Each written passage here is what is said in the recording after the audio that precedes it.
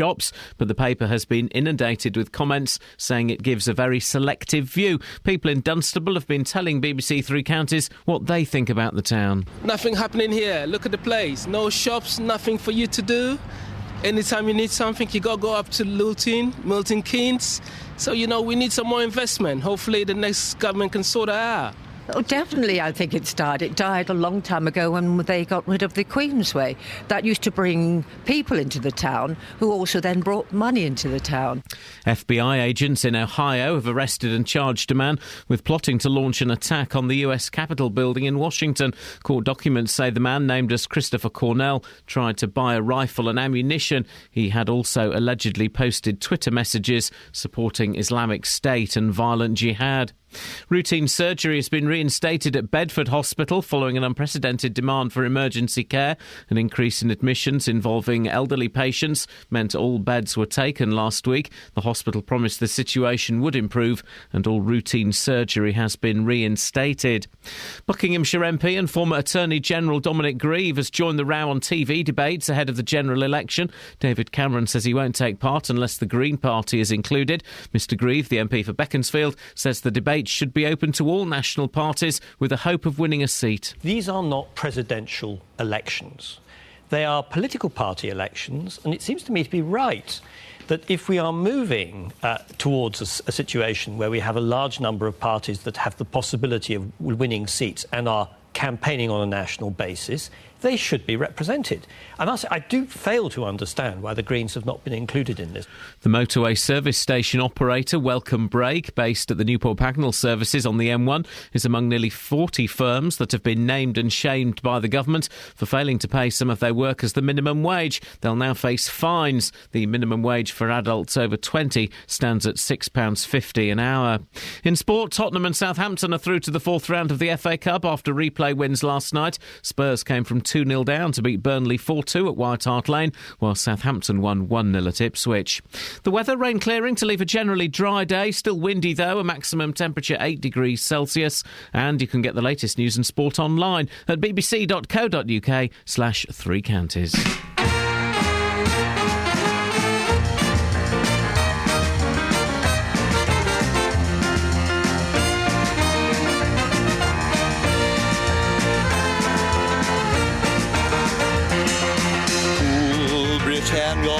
Britannia, you are cool. Take a trip.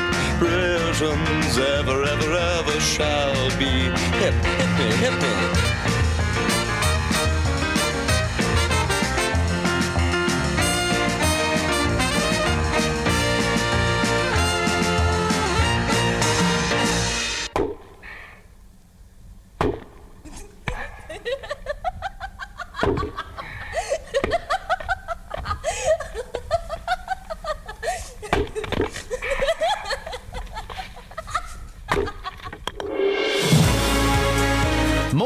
Iain Lee, BBC Three Counties Radio. Coming up today, I'm going to play you the best song you've never heard in your life. Martin Slavin and his gang with the Rock of Charleston. Oh, baby! It popped up in my life last night and it's changed the way I view the world. Kath, what else have we got on the show? Dunno, I can't get my computer to work. OK. Kelly, what else have we got on the show? Disappointed doctors, defiant Dunstable, OK, sell it. Dirty, devilish, dodgy, doggy dealing. Dodgy, doggy dealing. Kath, you wrote those words. Yeah. What does the last one mean? Dirty, devilish, dodgy, dogging, dealy? Not dogging. Doggy. That's just as bad in many... Man alive. Do you want to take part in the show? Kath just got it. You can do by giving us a call. I should have changed it to doggy daddy dealing. No. 08459 455 555. Across beds, hearts and bucks. This is BBC Three Counties Radio.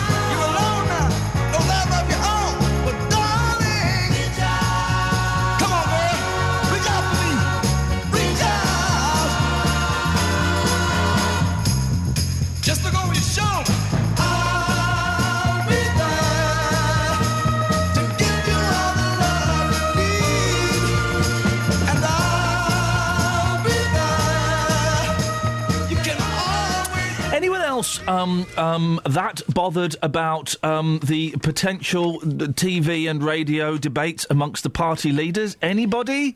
Well, Nick Clegg was a pleasant surprise last time around. And then a pleasant disappointment afterwards, some would say. He said, being careful as we approach an election period not to show any bias. But the whole of Prime Minister's question time yesterday wasn't about the NHS. How rude. Wasn't about the Wasn't about the NHS. Wasn't about the situation in France and terrorism. It was about when they're going to appear on telly. A chicken tried to phone the Prime Minister yesterday. Sorry? Yeah, a chicken. What do you mean? Daily Mirror sent someone in a chicken suit to a phone box to have a picture taken trying to phone the Prime Minister. Is it 1997? It is in the Is Mirror. the 11 o'clock show about to go back on air? What's happening? That's a kind of silly prank we'd pull. We'd have pulled when we were children. Is anybody bothered by the prospect of the lead? I can't think of a duller television experience in my life, unless it was hosted by Jeremy Kyle. And they suddenly brought out their ex-girlfriends and DNA. They did the lie detector with Jeremy Kyle. That's what they need to do. Or they could put them in the cube. OK, here we go. Are you bothered by it? Better formats. How would we make the leaders' debates sexier? 08459 455 555. Contender. Ready. I like it. I like the idea of them in the cube.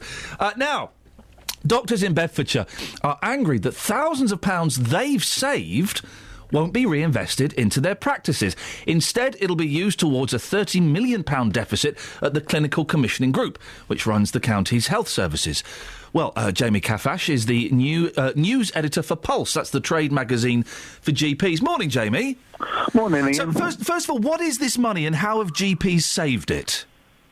Well, what's happened is that there was an agreement between the CCG and local GPs that if GPs met targets on saving money in prescribing, they would be given more funding by the CCG to improve patient care.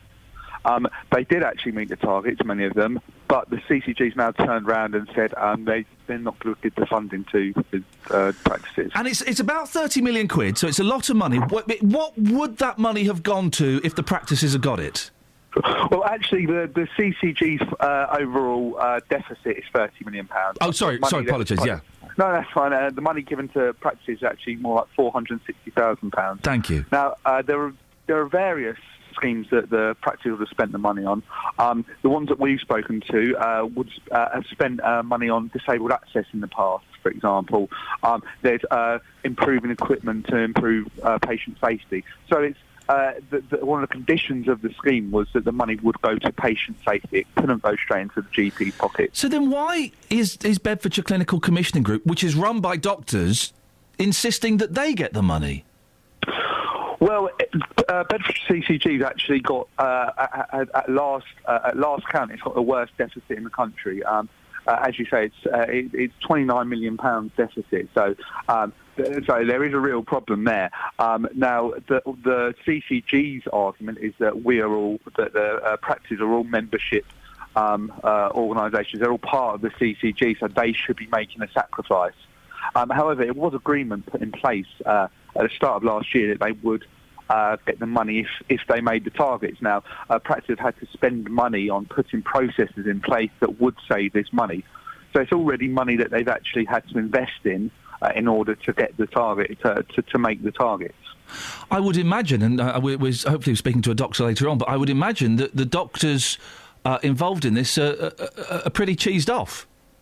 Well, yeah, you could say that. There's been absolute fury, and I mean, when we put our story live, it was doctors from around the country that were outraged about this.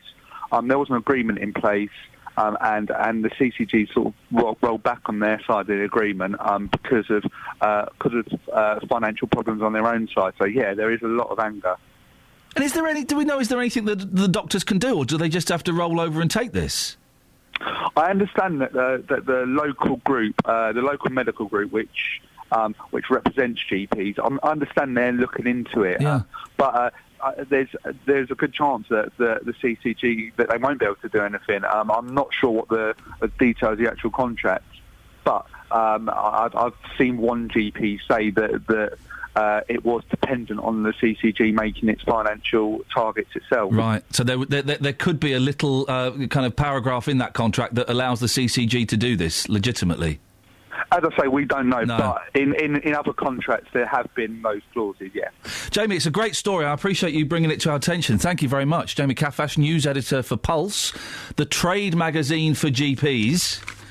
08459 455 555. Across beds, hearts and bucks. This is Iain Lee. BBC Three Counties Radio. The scarf's off. Another button's been undone on the shirt. I'm starting to warm up now, Catherine. I'm starting to warm up. Isn't it funny? I would never have thought there was a trade magazine for GPs, but there are trade magazines for everything. Mm-hmm. What was it called? Extracts. Yes. And wasn't it spelled X-TRAX? Yes. That was kind of the industry magazine for radio. Yeah, I saw it floating around more when I worked in commercial radio. It was in radio. commercial. Does that nonsense still go? It was. If you ever hear a radio presenter or DJ filling by doing On This Day in History, it came from Extracts, didn't it? Well, it used to, but then the internet came along, and you can get that stuff everywhere. Man alive, there are still some... What day is it? It's 2015, that's the day. There are still presenters who have not got enough nous to fill a radio show with, I don't know, talking themselves. That's what they're paid for. That they have to pull off the internet a list of things that happened on this day in history, or celebrity birthdays today, or celebrity deaths today. Isn't that sad and boring? The things I like, I mean, for the wrong reasons, is when you hear an On This Day in History and it's something really boring. Like on this day in history, someone fell on a spinning jenny. I tell you what we'll do, right? It probably happened. We can make that stuff up. I tell you what we'll do, OK, because it's such a lame radio thing. We'll do it for a day, but you have to let us know you're on this day in history. So things that maybe happened in your... And it's a tough one, because you're going to have to think. You can lie. Make it up. Yeah. Maybe, on this day in history, your gran was born 100 years ago. On this day in history, your washing machine exploded. You're on this days in histories... Not sure where those S's should have gone. 08459 455 555. Hey, it was this day in history 2 years ago that we got travel from Sammy Brough for the first time ever. No, it wasn't. Travel news from Shut up, Sammy. Get on with it. And bugs. BBC Three Counties Radio. On the M1 southbound, there's a lane closed between junction 4 for Edgware and 2 for Five Ways Corner. That's because it's flooded, so it's been closed for safety. In Hitchin on the A505 Upper Tilehouse Street, there's some temporary traffic lights there for roadworks in both directions at Purton Road, so that could hold you up later on. And looking at the speed sensors in Roxton on the A1 Great North Road, it's all moving fine around the Black Cat roundabout, but there are the roadworks, so expect delays later on. The Met Office have issued a weather warning, and it's looking really wet on the roads on the cameras, so take care for surface spray on the roads. And no delays have been reported so far on these train departure boards. Samantha Braff, BBC Three Counties Radio. Happy second anniversary, Sammy. Thanks. You're welcome. 6:17. Complete the sentence. On this day in history... 81333. Start your text 3CR, please.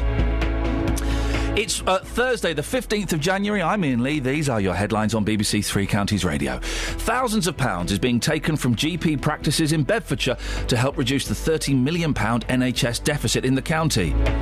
A national newspaper is facing a barrage of criticism for calling Dunstable a ghost town. And routine surgery has been reinstated at Bedford Hospital following an unprecedented demand for emergency care. BBC Three Counties Radio.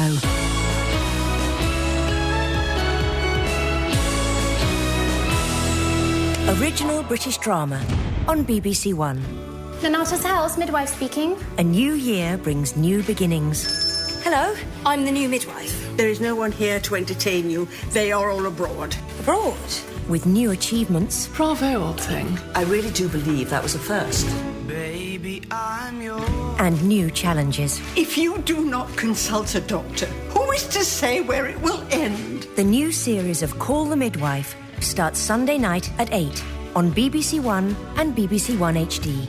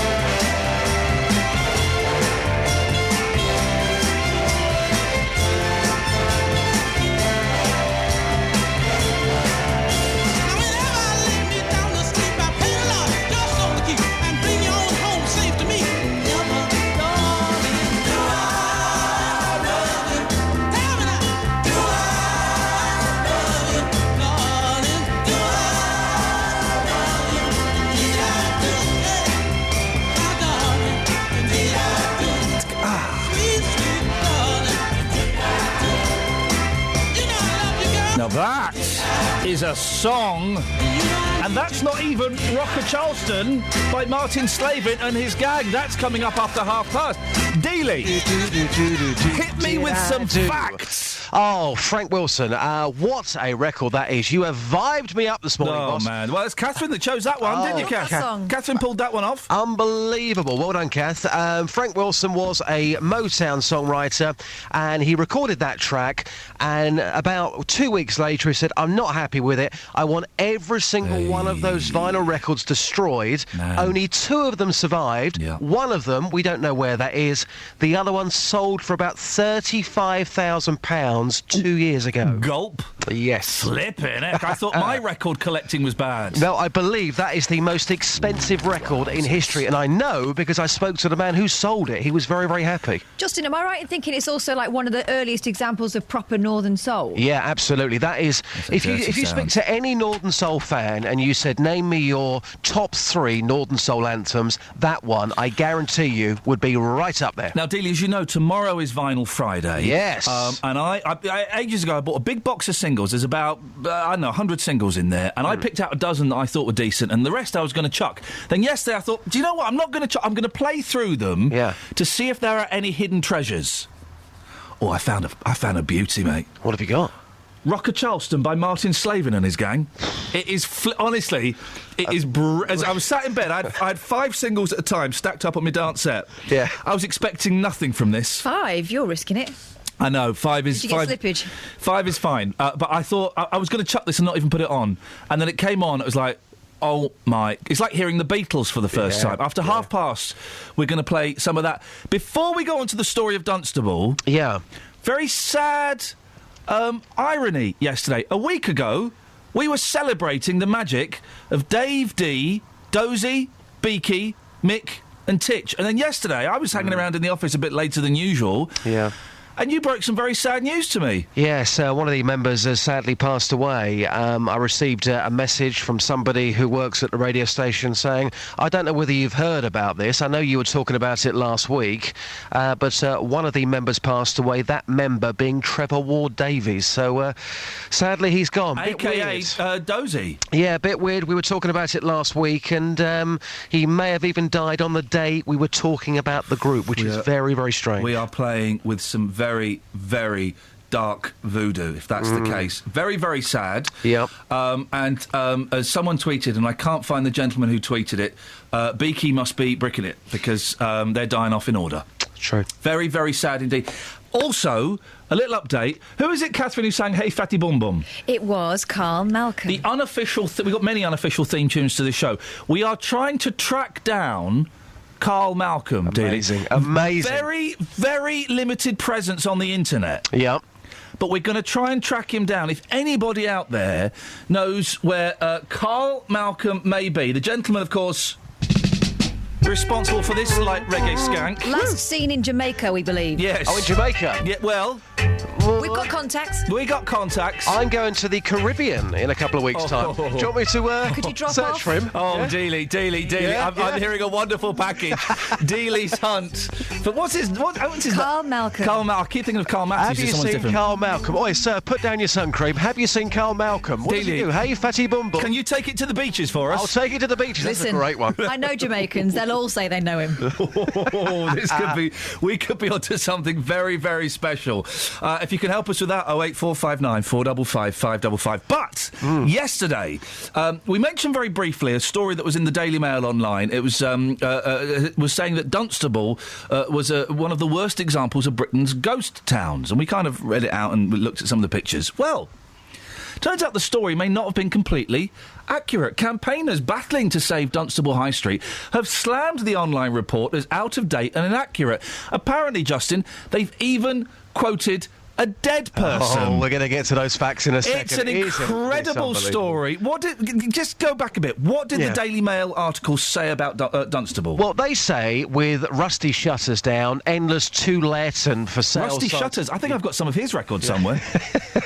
Shops in Dunstable, they present a depressing picture of how many of Britain's once bustling high streets have fallen, unfortunately, and they've failed to recover from the recession. Now, the Bedfordshire market town, as we know, and we've said many times on the show before, it was once a thriving retail centre, which boasted scores of shopping chains and independent stores as well. But a series of pictures taken by a local photographer this week, they show just how bad it's got, really, with 40 retail premises on the town's high street now lying empty. Gosh, but it turns out that some of the pictures aren't from Dunstable, and some of the pictures that are from Dunstable are actually really, really old. This is where it gets really, really this interesting. This is such a good story. I love this. And we were looking into this yesterday, and I couldn't believe what I was hearing. Let me say this slowly. Central Bedfordshire Council, they told us that at least one of these images from the Daily Mail is from Houghton Regis. It's not even from Dunstable. Incredible. The local campaign group, Long Live Dunstable, Don't Let Dunstable Die. Well, they say that they were never approached for a comment by the Daily Mail, but they were mentioned in the article. Great work, guys. And here's the best one. Diane Norman. Yes. She is quoted in the newspaper saying that we can't let a town like Dunstable die. Powerful words. Powerful words, even though she's not here anymore. She passed away some time ago. Powerful words from a dead lady. Incredible. A topical quote, quite clearly.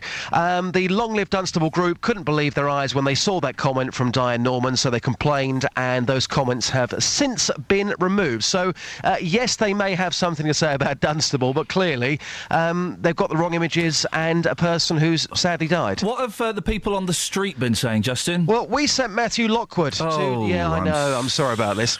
I wasn't available. Matthew Lockwood went to Dunstable yesterday asking for people's views on the town. Nothing happening here. Look at the place. No shops, nothing for you to do. Anytime you need something, you got to go up to Luton, Milton Keynes. So, we need some more investment. Hopefully the next government can sort that out. Oh, definitely, I think it's died. It died a long time ago when they got rid of the Queensway. That used to bring people into the town who also then brought money into the town. As far as I'm concerned, Dunstable is dead. We've come up from Luton just to see what there was about. And also they've destroyed a historic town. I don't think Dunstable's dead. There needs to be more focus on individual businesses. We've got Eleanor's Cross, which is absolutely superb. But she's furious. A little craft shop. Guys? Catherine? Catherine?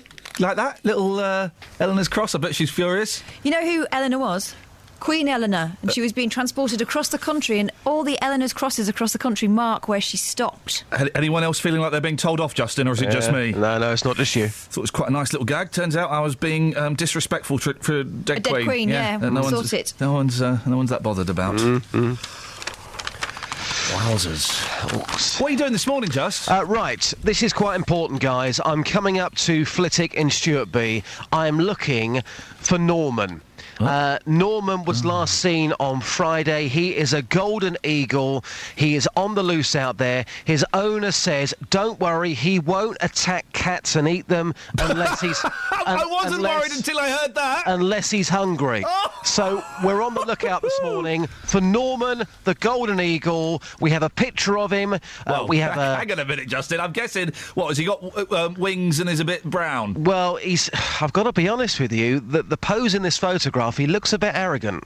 He looks a bit different to other eagles that I've seen, hence the fact he's flown away. I've got sound effects as well. I'm coming up to Flitwick. If you've seen this eagle, look out for me in the radio car. I'm not playing games this morning. I'm coming to find this fella, and I will hopefully be returning him to his owner by close of play. Travel news for beds, cards and bugs. BBC Three Counties Radio.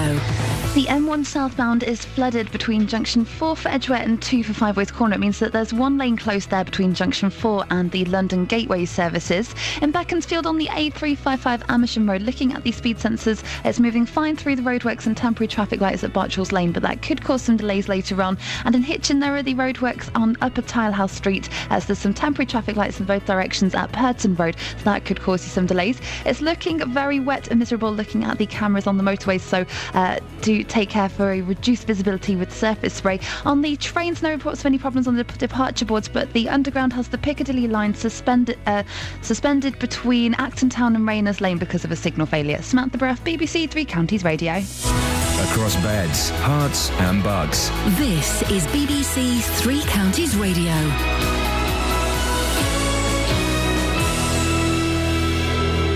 It's 6:30. I'm Simon Oxley. Thousands of pounds is being taken from GP practices in Bedfordshire to help reduce the £30 million NHS deficit in the county. Doctors are said to be very angry that the money will not be reinvested in patient care. A national newspaper's facing criticism for calling Dunstable a ghost town. The Daily Mail singled out the town in an online article highlighting the number of empty shops. And routine surgery has been reinstated at Bedford Hospital following an unprecedented demand for emergency care. An increase in admissions involving elderly patients meant all beds were taken last week. Three Counties Sports. BBC Three Counties Radio. Tottenham and Southampton are through to the fourth round of the FA Cup after replay wins last night. Spurs came from 2-0 down to beat Burnley 4-2 at White Hart Lane, while Southampton won 1-0 at Ipswich. Here's Tottenham manager Maurizio Pochettino. I am happy because after 2-0 down, the team showed that character, and this is important. And in round 4, Tottenham will be at home to Leicester, with Southampton hosting Crystal Palace. Also last night, Bradford beat Millwall 4-0 to earn a trip to Chelsea. Benik Afobe has described his loan spell at Milton Keynes Dons as a turning point in his career. Afobe has completed a permanent move from Arsenal to Wolves after 19 goals for the Dons this season. Luton are hoping to extend the loan of fullback Michael Harriman until the end of the season. Meanwhile, the Luton Town manager will be given the freedom of the borough later today. John Still's been recognised for getting the Hatters back into the Football League. More from Lee Agnew. The Hatters were promoted at the end of last season after 5 difficult years in the conference. The council says the club's record-breaking year had raised the town's morale.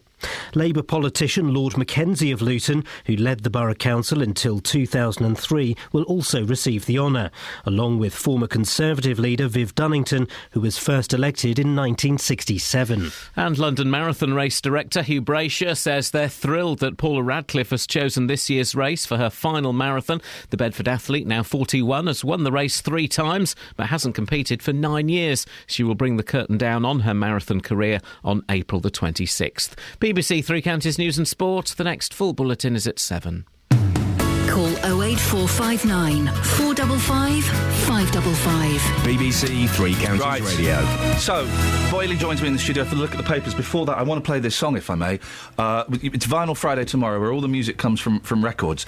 And I was kind of sorting through my collection yesterday to try and find something. Wouldn't it be great if we could introduce some rarer, obscure tracks? And I came across this on Oriole Records. It is it's 1960, Rocker Charleston by Martin Slavin and his gang. It will... Kelly, honestly, this is the kind of stuff... You should play this on BBC Introducing, because this is the kind of stuff... Is it unsigned? Well...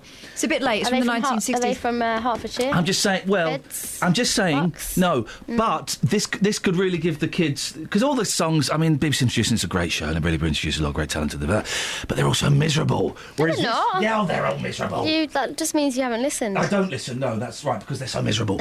But this is just joyous. This is what the kids should be doing. To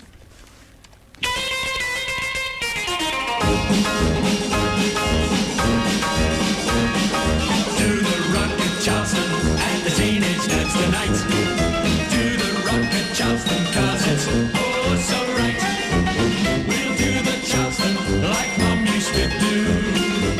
We'll throw in rock and roll for good measure too.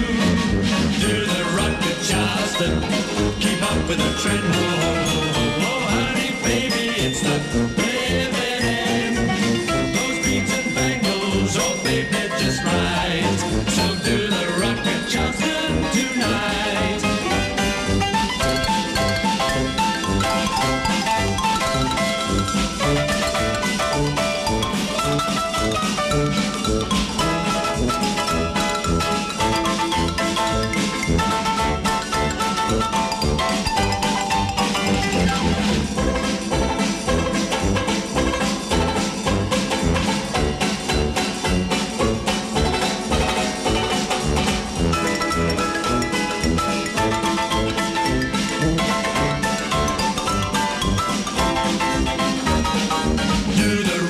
Charleston and the teenage dance tonight.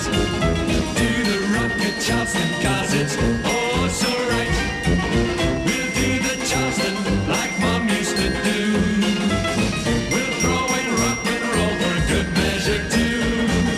Do the Rocket Charleston, keep up with the trend. Oh, honey, baby, it's the living end. Those beats and bangles, oh, babe, they're just right. So do the Rocket Charleston tonight, la la la la. So do the Rocket Charleston tonight. What's amazing is that's nearly 3 years before the first Beatles single. Isn't that incredible? Mm-hmm. They kind of made that their own, didn't they, Kels? Yeah. Yeah? Are they still alive? I think they're probably dead. They were doing the Rocket Charleston just way too much. Wait, hang on a minute. Oh, don't do that. Sorry. I know it doesn't ruin it, but still. Ruins your mind. Vinyl Friday tomorrow, an open door policy tomorrow as well, between 7:30 and 8 o'clock. You turn up at the studio. Where are we? Marshall Street. Hastings Street. Hastings Street in Bedford. Luton. Hastings Street in Luton. Between 7:30 and 8, you turn up, you come and sit in the studio Just with come us. for a chat, that's all you need to do. That's all you've got to do. What have you got in the papers for us? Apart from a homeless man who... It's card payment. He takes card payments. He's got a credit card machine. You can swipe. Listen, at that point, you're going to either think, fair enough, that is really cheeky, I'll give him a £5, or tell him to jog on, aren't you? There's a weird thing in the Sun, OK? Remember towards the end of last year, they were attacking rich people? Toffs. Well, they've gone back to attacking the poor. And page 12 and if you're fat, so much the better for them. 12 and 13 of the Sun today, it's the wealthies, where they are handing out awards to Britain's greatest benefit But frauds. how do they phrase that? Which page? 12 and 13. And it's a really odd thing to... Because, there are a few scroungers. There aren't as many as the Sun would have us think. Recognising the country's scroungers and dossers. Oh, I know what. Let's all hate poor people, shall we? Celeb Big Benefits Award winner White D. Hang on a minute, she's not on benefits anymore, is she? No, that spoils it for them. No, she's got a job as a, in inverted commas, celebrity. It's horrible. I think it's a really horrible story. It's mean. It's mean, isn't it? Anyway, what have you got, Catherine? Well, apart from that fella, Yeah. Miley Cyrus is taking yet more pictures. Now, this is a kid who is clearly jumping up and down saying, look at me, look at me, look at me, Daddy, do you love me? All this kind of stuff. This kid can't go any further unless she starts giving us internal examination footage or an X-ray. To be honest, Miley... Getting a bit tired of those tired old puppies. And they really are tired, aren't they? I mean, it's a thoroughly unpleasant image. I mean, but just put them away, please, you silly sausage. The thing is, right, yeah. she's quite a good singer. I don't really know her. Yeah. Is she Hannah Montana? She was, yeah. Flippin' heck. She's trying to show that she's not anymore. Go back to being Hannah Montana. At last, there is a genius on the loose. An inventor spreads a little happiness on toast. On toast? Yes. A new invention has put paid to the age-old problem of being unable to spread cold butter on bread or toast. The heated butter dish ensures butter is kept at the optimum consistency and ready to use at all times. You don't need it because you don't put butter in the fridge. Well, I do. Well, you shouldn't. Well, I do. Well, you shouldn't. But I do. You shouldn't put eggs in the fridge either. I haven't got room on my work surfaces to not put them in the fridge. You put butter in a butter dish and you leave it out. You're not supposed to put tomatoes in a fridge. No. I made my first ever omelette last night. I thought you looked different. Yeah. I've got a cockiness about me because I know how to do it. I got the recipe from the CBeebies website. Which brings us to something we need to talk to Justin about at some point. Oh, yeah, what? Stuff you've learnt off the internet. Oh, now, what is this about? There's a rumour going around that Justin's... well, he said it to Kelly. Let's get Kelly to report. Kelly, what happened? Hello. Justin, tutorials. Talk us through it. This is what happened. Yeah, give us the This is how the vibe went down. Yeah. I said, Dealey, you look like Gail Platt. Yeah. And which is a compliment for Dealey because he has a really soft spot for her. Really soft. It's not always soft. And he said, what do you mean? I've been doing quiff tutorials. I said, what? What? So he goes on the internet, types in quiff tutorials, and he watches how people do quiffs, and then he does them. Now, I was laughing uproariously at this, and then last night I was considering, and I will do it later on today, going on for beard maintenance tutorials. I've learnt a lot from the internet. What? Makeup tips. Oh, you don't watch the makeup tips? I do watch the makeup tips. How do girls learn makeup? Do their mums teach them, or is it trial and error? If you walk down the street, some mums aren't doing their duty, are they? Because some of that makeup is flipping awful. It's like Coco the Clown. Yeah, exactly. My mum did teach me, but you can always brush up on some different techniques. Here's the thing, right, and I'll get lambasted for saying this. They should teach makeup to girls in school. I think they should. You should have a makeup module. People go, sexualising children. No, they kind of do, right? Because at my school, you weren't allowed to wear makeup. So what we learned was how to put makeup on without anyone noticing, which is essentially what makeup's for. But you should have a lesson. You should have a teacher that you have a module for the girls and maybe some of the boys. Yeah. Where you go in and you learn how to put blusher and foundation and lippy on without looking like a tramp. As long as she's not got one of those stamped-on faces I see a lot when I go back up north, for example. Yeah. They've all got the same eyebrow stencils. Yeah. It's like they've been stamped. So none of that, thank you. We just want you to look nice and natural. And actually, half the girls that have got those stamped-on faces, not literally stamped on, I mean, like a rubber stamp, would be much better if they had none on. They're the best they're going to be because they're about 18, 19. You're probably gorgeous under all that. 455 555. There are so many things firing out here. What have you learnt from the internet and who taught you to put makeup on? And wouldn't it be good if teachers taught makeup in schools? So I've learnt makeup online, origami. Oh, right. Face painting. Hey. I've learnt the uke. Learnt the ukulele online. There's if anything you can imagine, there's a 12-year-old online who can show you how to do it. They're all kids, aren't they? Yeah. Or weird Americans with ponytails. I learnt the bass line to Go Your Own Way by Fleetwood Mac. I had to mime it there to work out where it was. I learnt the bass line for that online from an American with a ponytail. 08459 455 555.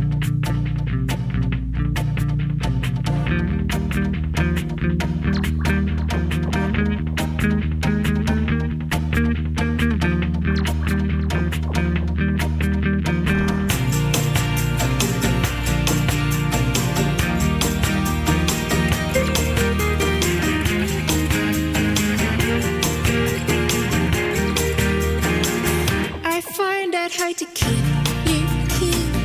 I read in a magazine, one of those expensive ones, so it must be true, it must be true. Seems large amounts of alcohol is all it takes to make you fall. If I stroke your ego through the night, it'll be alright, it'll be alright. If this is desire, this is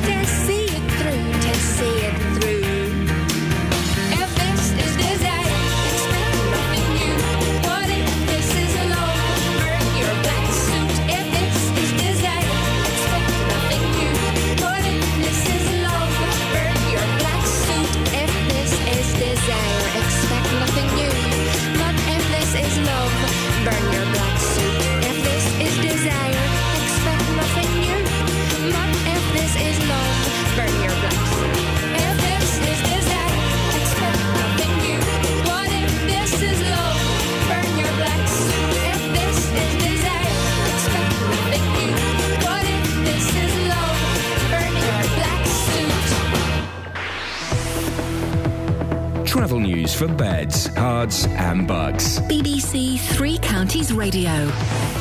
The bad weather is causing a lot of problems on the roads this morning. On the M25 anti-clockwise, there's a lane closed on the exit slip road at the junction 16 for the M40, affecting people travelling down past Maple Cross, leaving the M25 to join the M40 towards Oxford. That's because it's flooded. On the M1 southbound, there's a lane closed between junction 4 for Edgware and 2 for the Five Ways corner because of flooding. And in Watford, the A41 northbound is closed between the M1 junction 5 for Watford and the Dome roundabout at St Albans Road. On the A1 northbound, there's just one lane open between Boreham Wood and the M25 junction 23 for the A1M. That's starting to get very busy as a result of that. But on the London Underground, the Piccadilly line only has minor delays now between Rayners Lane and Acton Town. Samantha Bruff, BBC Three Counties Radio. Thank you, Samantha. 6:46. It's Thursday. Is it Thursday? Are we Thursday? It's Thursday all day, yeah. Where's the week gone? Thursday the 15th of January. I'm Iain Lee. These are your headlines on BBC Three Counties Radio. Thousands of pounds is being taken from GP practices in Bedfordshire to help reduce the £30 million NHS deficit in the county. A national newspaper, the Daily Mail, is facing criticism for calling Dunstable a ghost town. A routine surgery has been reinstated at Bedford Hospital following an unprecedented demand for emergency care. Coming up, we'll speak to Dealey. Before that, let's get the weather with Georgina. Beds, hearts and bucks weather. BBC Three Counties Radio. Good morning. Well, the winds ease for a spell, but they'll be picking up again mid-morning.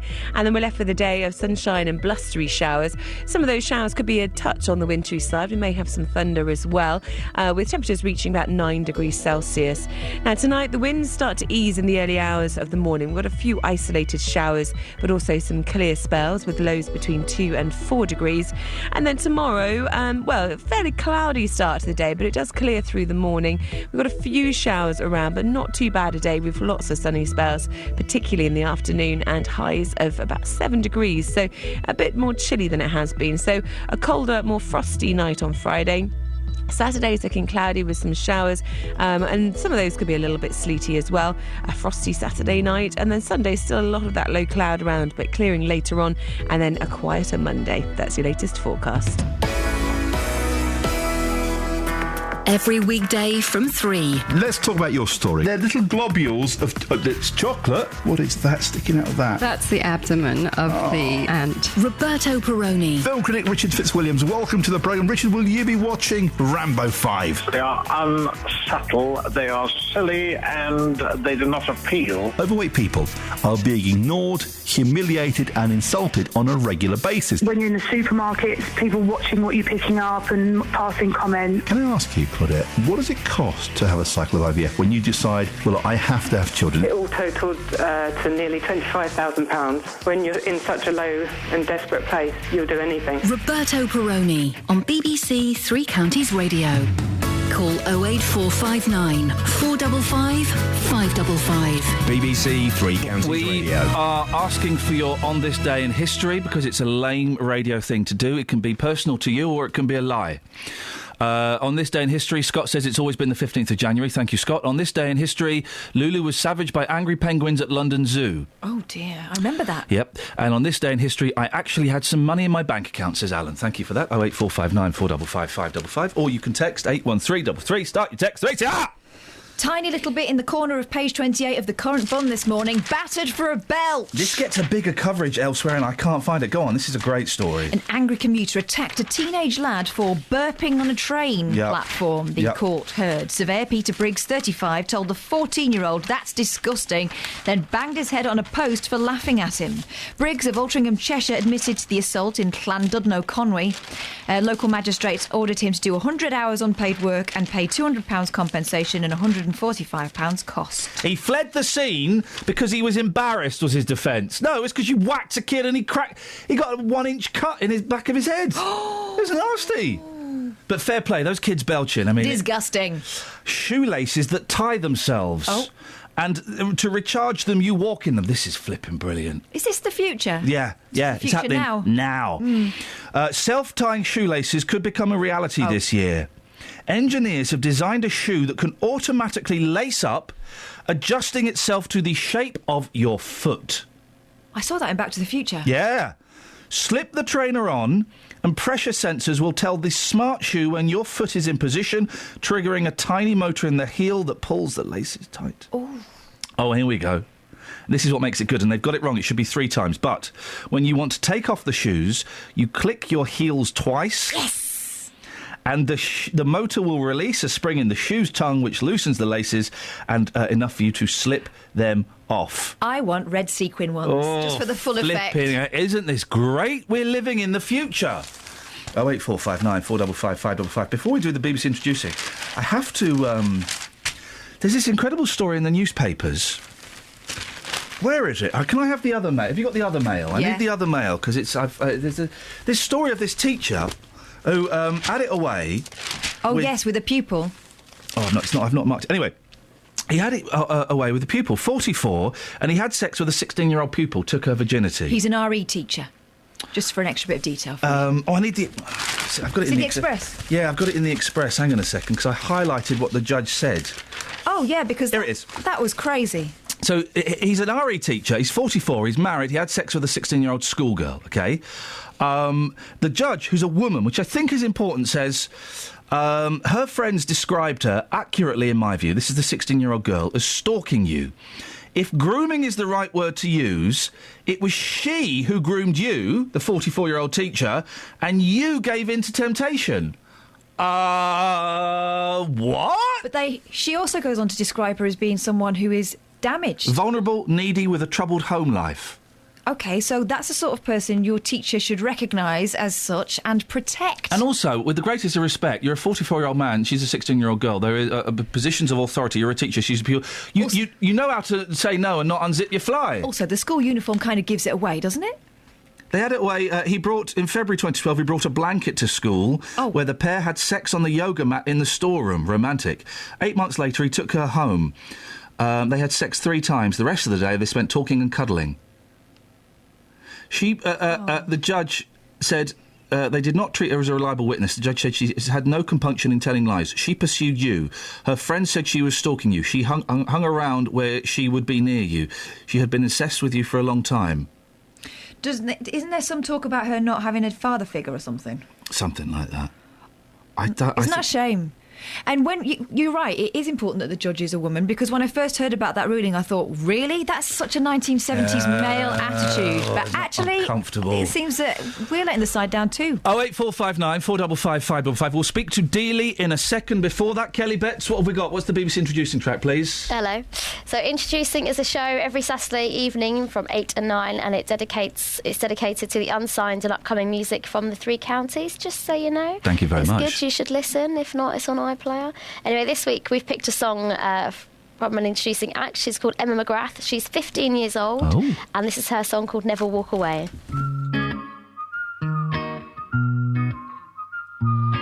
You make me feel like I'm the last thing on your mind.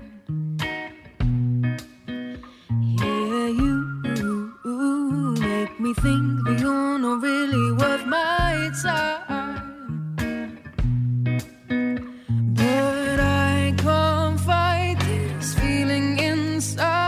Which keeps me next to you.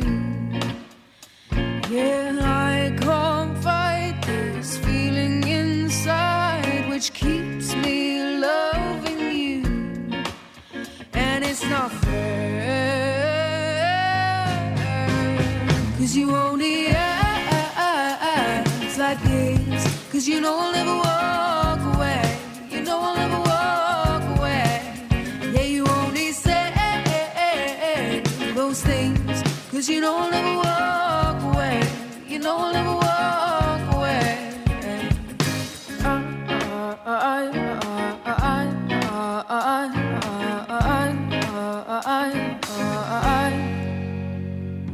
You make me feel a little worthless sometimes.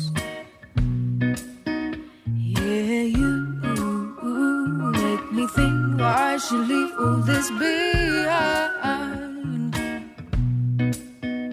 But I can't fight this feeling inside, which keeps me next to you. Yeah, I can't fight this feeling inside, which keeps me loving you. And it's not fair, 'cause you only act like this, 'cause you don't ever walk away, you don't ever walk away. Yeah, you only say those things, 'cause you don't ever walk away, you don't ever walk away.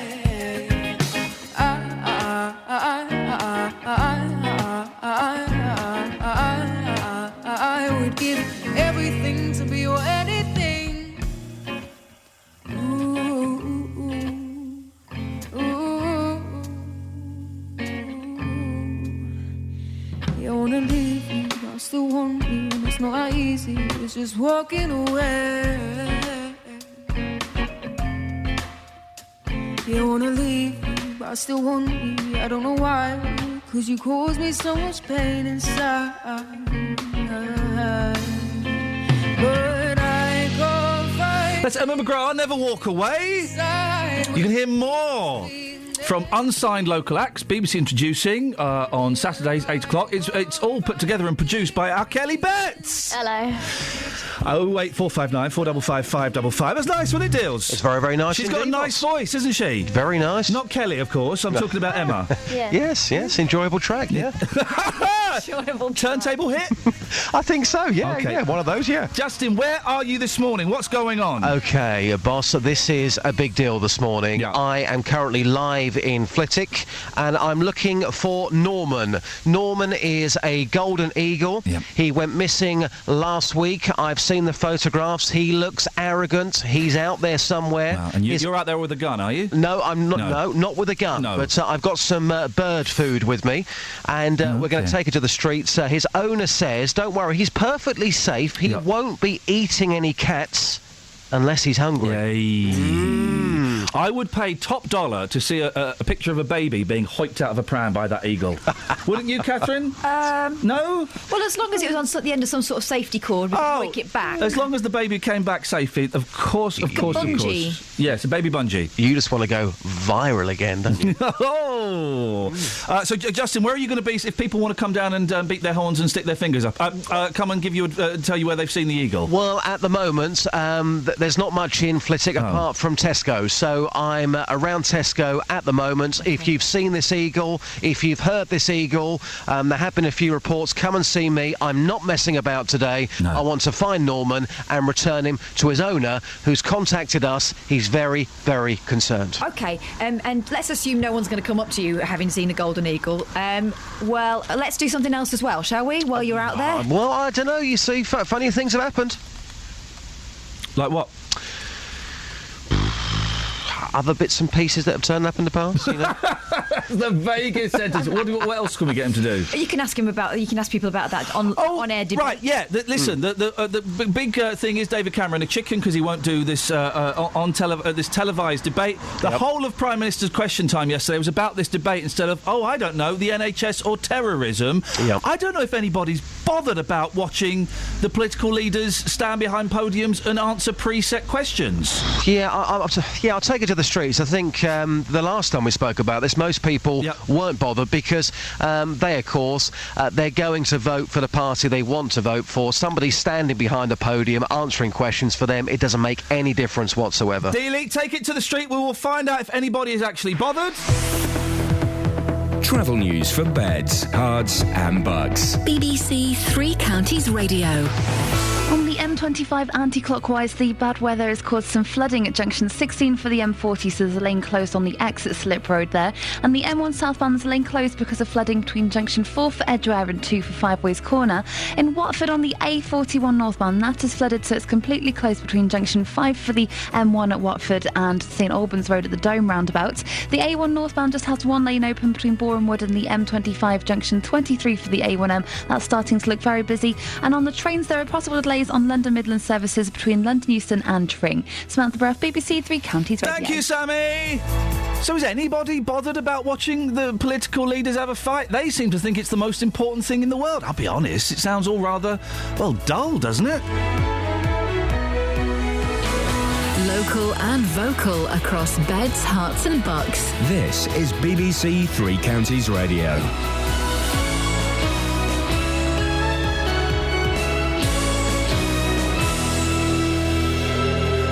It's 7 o'clock. I'm Simon Oxley. The headlines: Bedfordshire doctors angry at deficit plans, teenagers fail to reduce Bedford murder sentences, and newspaper criticised for calling Dunstable a ghost town. BBC Three Counties Radio. Thousands of pounds is being taken from GP practices in Bedfordshire to help reduce the £30 million NHS deficit in the county. Doctors are said to be very angry that the money will not be reinvested in patient care. More from Tony Fisher. Bedfordshire Clinical Commissioning Group says it needs to use the £460,000 to help achieve financial recovery.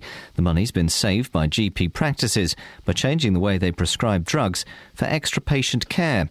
The CCG says it cannot defend spending it at a time when it can't afford all of its direct patient services. Two teenagers serving life sentences for the murder of a Bedfordshire grandfather during a raid on his home have had their appeal bids rejected by top judges. Hamadir Rahman and Mohammed Rashid were found guilty, along with a third teenager, of stabbing pensioner Sharif Demirsay to death at his bungalow in Kempston in 2013. A national newspaper's facing criticism for calling Dunstable a ghost town. The Daily Mail singled out the town in an online article highlighting the number of empty shops, but the paper has been criticised after one of the pictures featured was of Houghton Regis, and there were quotes from a woman who passed away some time ago. Mixed views, though, from these people in Dunstable. Nothing happening here. Look at the place. No shops, nothing for you to do. Anytime you need something, you got to go up to Luton, Milton Keynes. I don't think Dunstable's dead. There needs to be more focus on individual businesses. We've got Eleanor's Cross, which is absolutely superb. Oh, definitely, I think it's died. It died a long time ago when they got rid of the Queensway. Routine surgery has been reinstated at Bedford Hospital following an unprecedented demand for emergency care. An increase in admissions involving elderly patients meant all beds were taken last week. The hospital promised the situation would improve and all routine surgery has been reinstated. Buckinghamshire MP and former Attorney General Dominic Grieve has joined the row on TV debates ahead of the general election. David Cameron says he won't take part unless the Green Party is included. Mr Grieve, the MP for Beaconsfield, says the debate should be open to all national parties with a hope of winning a seat. These are not presidential elections. They are political party elections, and it seems to me to be right that if we are moving towards a situation where we have a large number of parties that have the possibility of winning seats and are campaigning on a national basis, they should be represented. And I do fail to understand why the Greens have not been included in this. The motorway service station operator Welcome Break, based at the Newport Pagnell services on the M1, is among nearly 40 firms that have been named and shamed by the government for failing to pay some of their workers the minimum wage. They'll now face fines. The minimum wage for adults over 20 stands at £6.50 an hour. In sport, Tottenham and Southampton are through to the fourth round of the FA Cup after replay wins last night. Spurs came from 2-0 down to beat Burnley 4-2 at White Hart Lane, while Southampton won 1-0 at Ipswich. The weather, rain clearing to leave a generally dry day, still windy though, maximum temperature 8 degrees Celsius, and you can get the latest news and sport online at bbc.co.uk/Three Counties. Thank you, Simon. Morning, Iain Lee, BBC Three Counties Radio. Doctors having their money half-inched. Dunstable's a dump, or is it? On this day in history, I feel like I have to stress we're not doing it seriously, unlike lots of other lazy radio shows. And is anyone actually that bothered about the potential leaders' debate on television? The whole of PMQs yesterday was about that. Was people arguing about their television appearances. Blimey. What about, I don't know, running the country, guys? Guys, anyone? 08459 455 555. Across beds, hearts and bucks. This is BBC Three Counties. Do we, sorry to interrupt, your mother's meeting. No, she just said Did something you to me, hear but I what had my we said? headphones on. I didn't hear her. No. I did a little rhyme. Oh, was it good? Yeah, it was excellent. Was it rude? Probably. Have we got any texts? Yes. What we got? Hang on. 81333. Start your text 3CR if you wish to contribute in that rather lazy way. It was one from Taxi Tony. Hello, Taxi Tony. And it said... Sorry, I had to change my password, so it's locked me out. Saying, on this day in history... What did you change it to? I'm not telling you. Okay. Secret password. It's not that. It's not a secret password. Secret password 69. On this day in history, this day last year, it was raining heavily and my bedroom window started leaking, said Taxi Tony. True fact. We've got some other on this days in histories on the Twitter. On this day in history, Reservoir Dogs was released. On this day in history, says Scott, the Church decreed that the letters M and M be officially recognised as independent letters after years of civil alphabet war. So a lot has happened. We've moved on. On this day in history, in 2001, Wikipedia went online. It's on Wikipedia, so probably not true in that case. Wikipedia, the home, of course, of the made-up fact.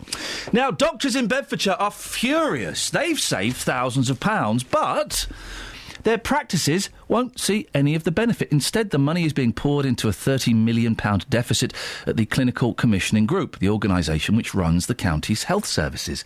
Well, Dr Hubertus von Blumenthal runs a practice in Bedfordshire. Good morning, Hubertus. Good morning to you. So, tell me what's going on. How much money has been saved and why are you not getting it? Well, in the years between 2012 and 13 and 2013-14, about £460,000 have been saved by GPs in Bedfordshire CCG. That's been saved because GPs have been working very hard to try really to work the most up-to-date evidence. They've been incentivized to do that, put the extra work in. And for that, once they achieved certain targets, the practices were then rewarded with that amount of money to be spent on directed patient services.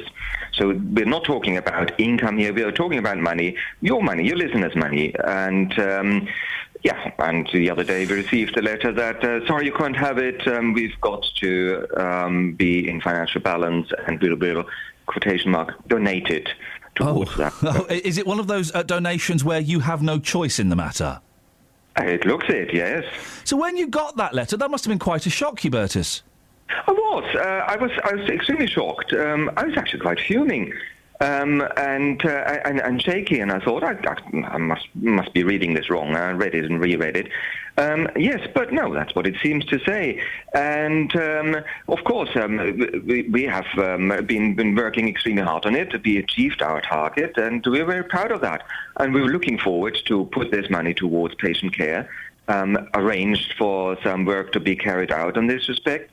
Incurred some costs, and, now we basically have to reach our pockets to cover it. What is the CCG's argument then? If they agreed that you would get this money, and then they're now saying it's being donated to them, how are they explaining that? Well, the explanation is with the CCG having inherited the financial responsibility to run the health service from the Secretary of State, who has abrogated that responsibility, they now have a statutory obligation to remain in financial balance. So basically, the Secretary of State said, over to you, you're responsible, and the CCG, when it was started with an inherited debt, a historic debt, that resulted from the constant, chronic, years and years and years of underfunding in Bedfordshire. Compare Bedfordshire to other counties, its per head, per capita investment is much lower than those of other counties. That is a well-known fact. And over the years, people have tried to improve that, but it's never went anywhere. So we started off with a massive debt of over 20 million. And, yes, we now suddenly are being told, sorry, you can't have it on patient care.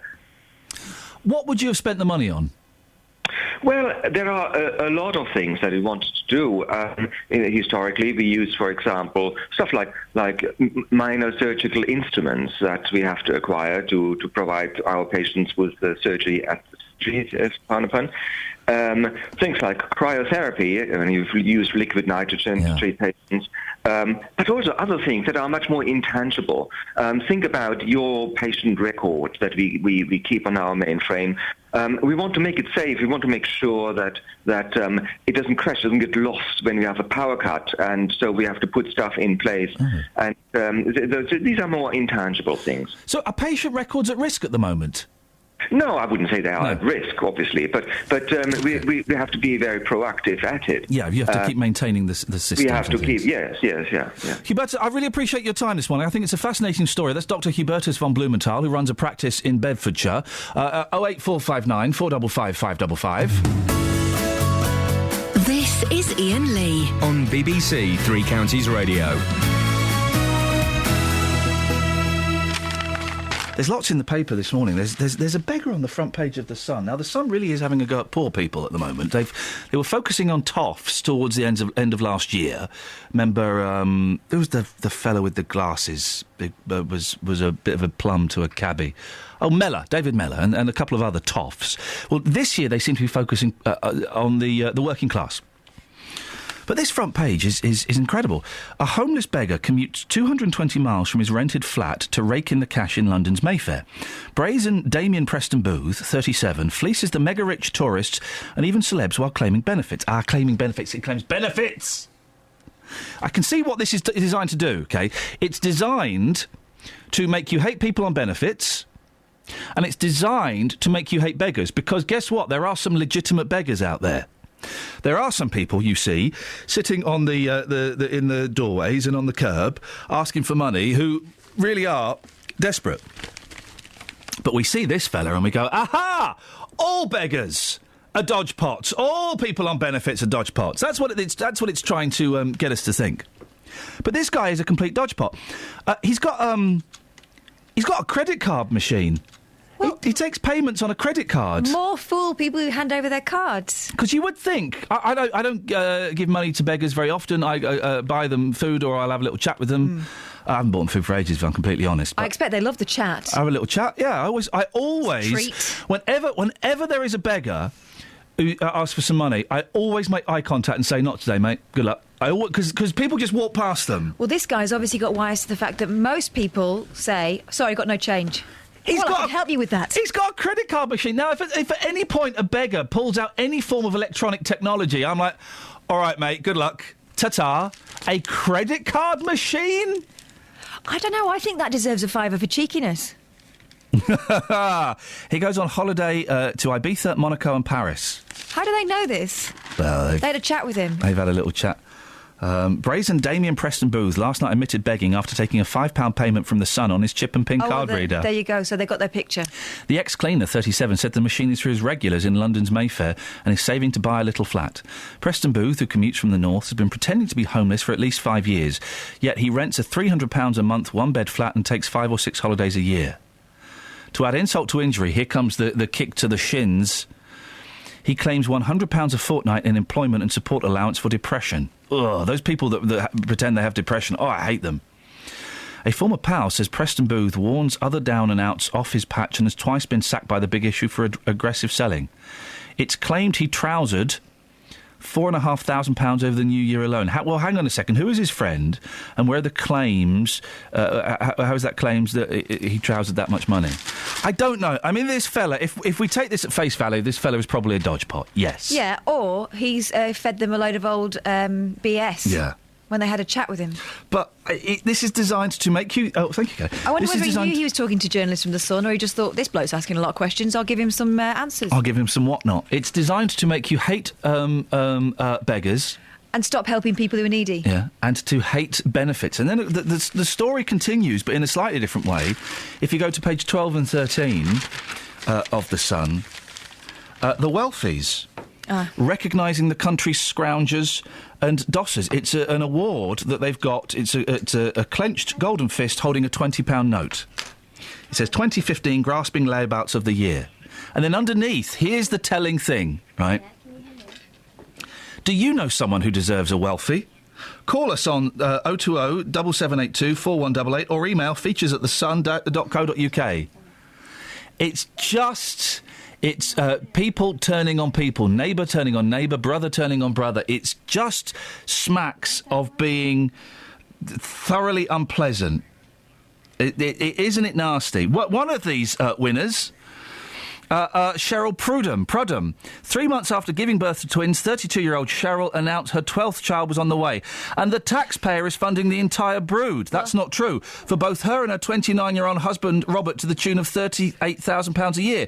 Robert recently bought an £8,000 car for baby machine Cheryl. You need an expensive car with that many kids. And when you're a carer, as Cheryl is, and when you work, as he does. They both work. She's a carer professionally. The couple from Gravesend in Kent get around the new £26,000 a year benefits because both of them work 20 hours a week as carers. They work! These benefits are set up to encourage people to work. They work! Okay. It's just such...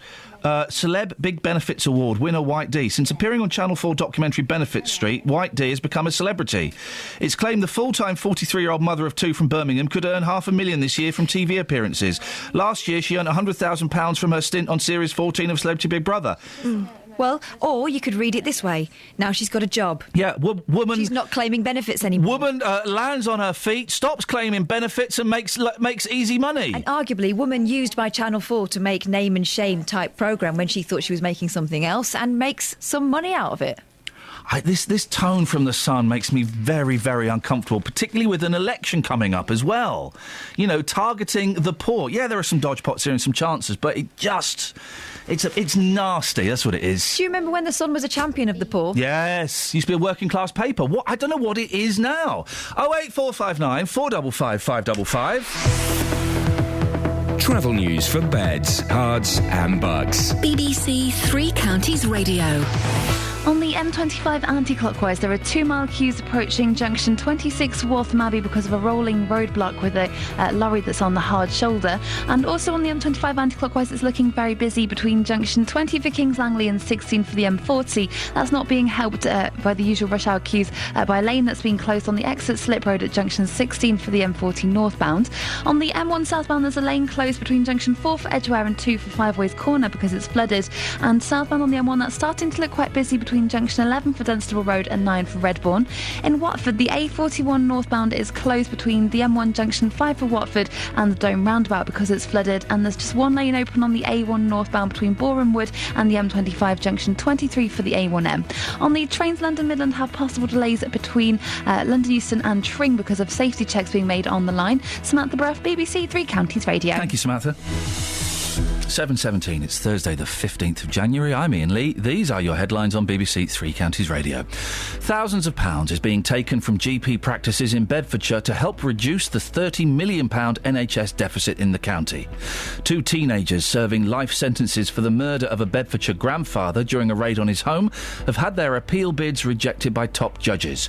And the Daily Mail is facing criticism for calling Dunstable a ghost town and using out-of-date photos of other areas, and a quote from a dead woman. BBC Three Counties Radio.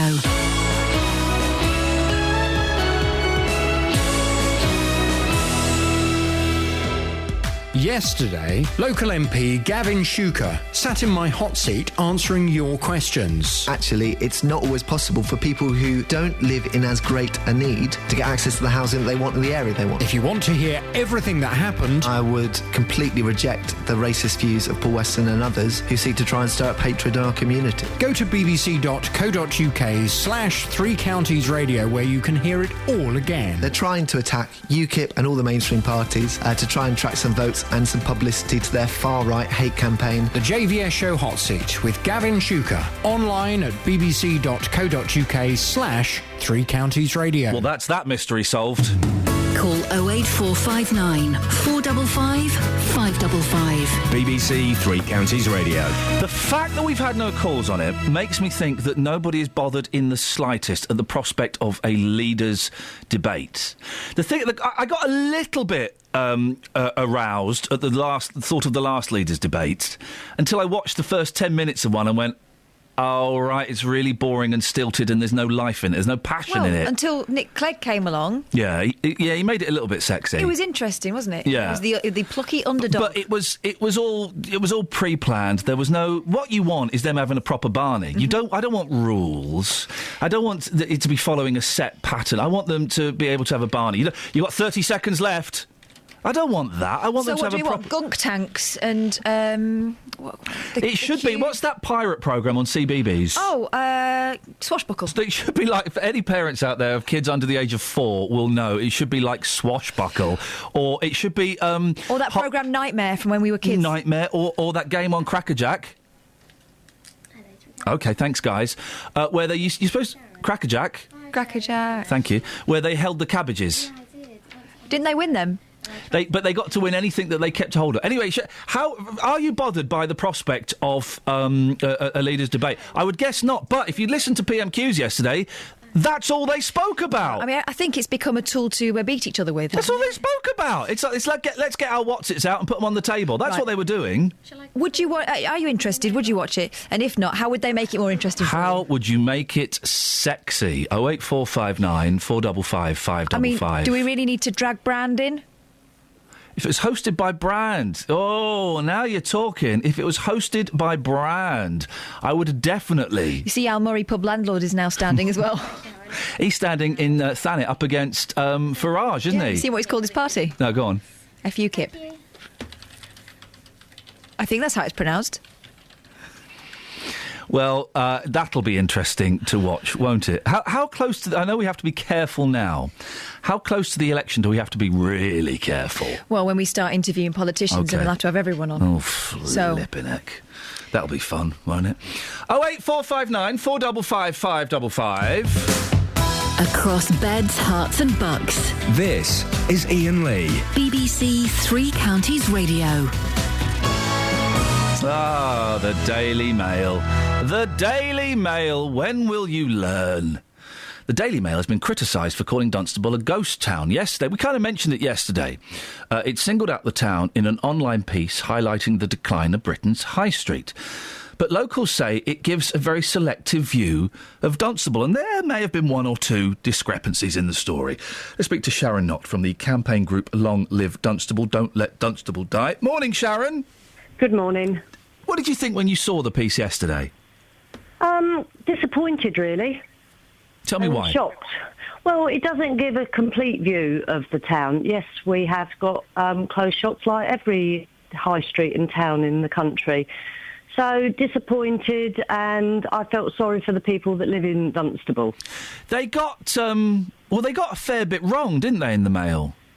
Yes, they did. It was online in the first piece that they had online. They took all the information off of our website without our permission and didn't actually speak to us. And also they had a quote from somebody that has since deceased. So we found that quite, upsetting, really.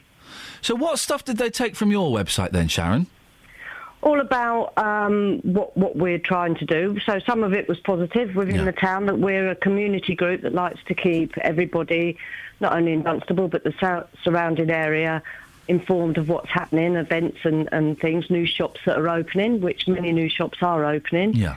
But they also took a quote from one of our followers who is since deceased. Gosh. So we just felt a little bit annoyed and disappointed that they didn't actually call us. And is it true that at least one of the pictures wasn't even from Dunstable? Yes, I think it was. I started to look at them, and to be honest with you, I didn't look at them all because it's quite depressing. Yeah.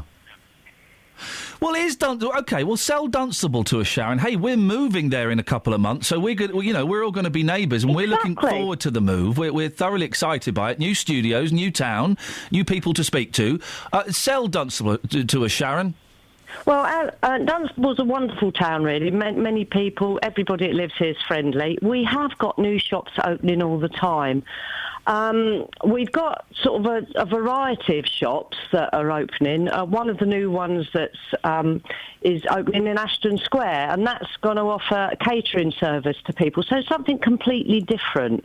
We've also had a new clothes shop in Eleanor's Cross that's opening, selling really nice young clothes for young ladies. So, and then there's Ruby Tuesdays that's opened a new unit in the Quadrant. Now, if Dunstable isn't moving, why are they opening up a second unit? Now, Sharon, this is all very well and good, but we're moving there, and where's the best place to get a fry-up?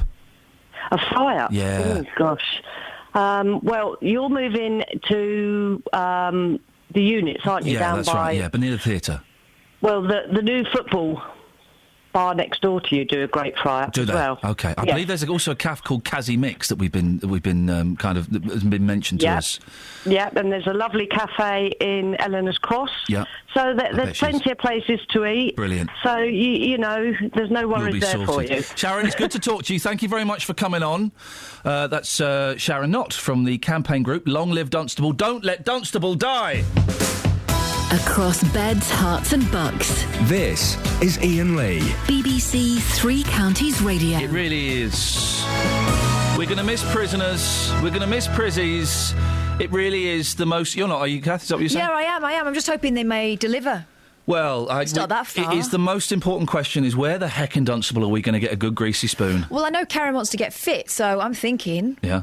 if she sets Karen from out... Frizzy, she yeah, could- if she she sets could start about running. 8 o'clock, she'll get the bacon butties to us by 9. If anyone knows a good place in Dunstable, then do let us know. Kazi Mix is on top of my list. I've never been there, but I've heard good things. From Justin. Yeah. We just get healthy. We could run around the park. Kelly! Good one. Oh, you've been smoking that wacky backy Bring again, in mate. our own Flipping heck. Bringing our own food. You are absolutely bonkers.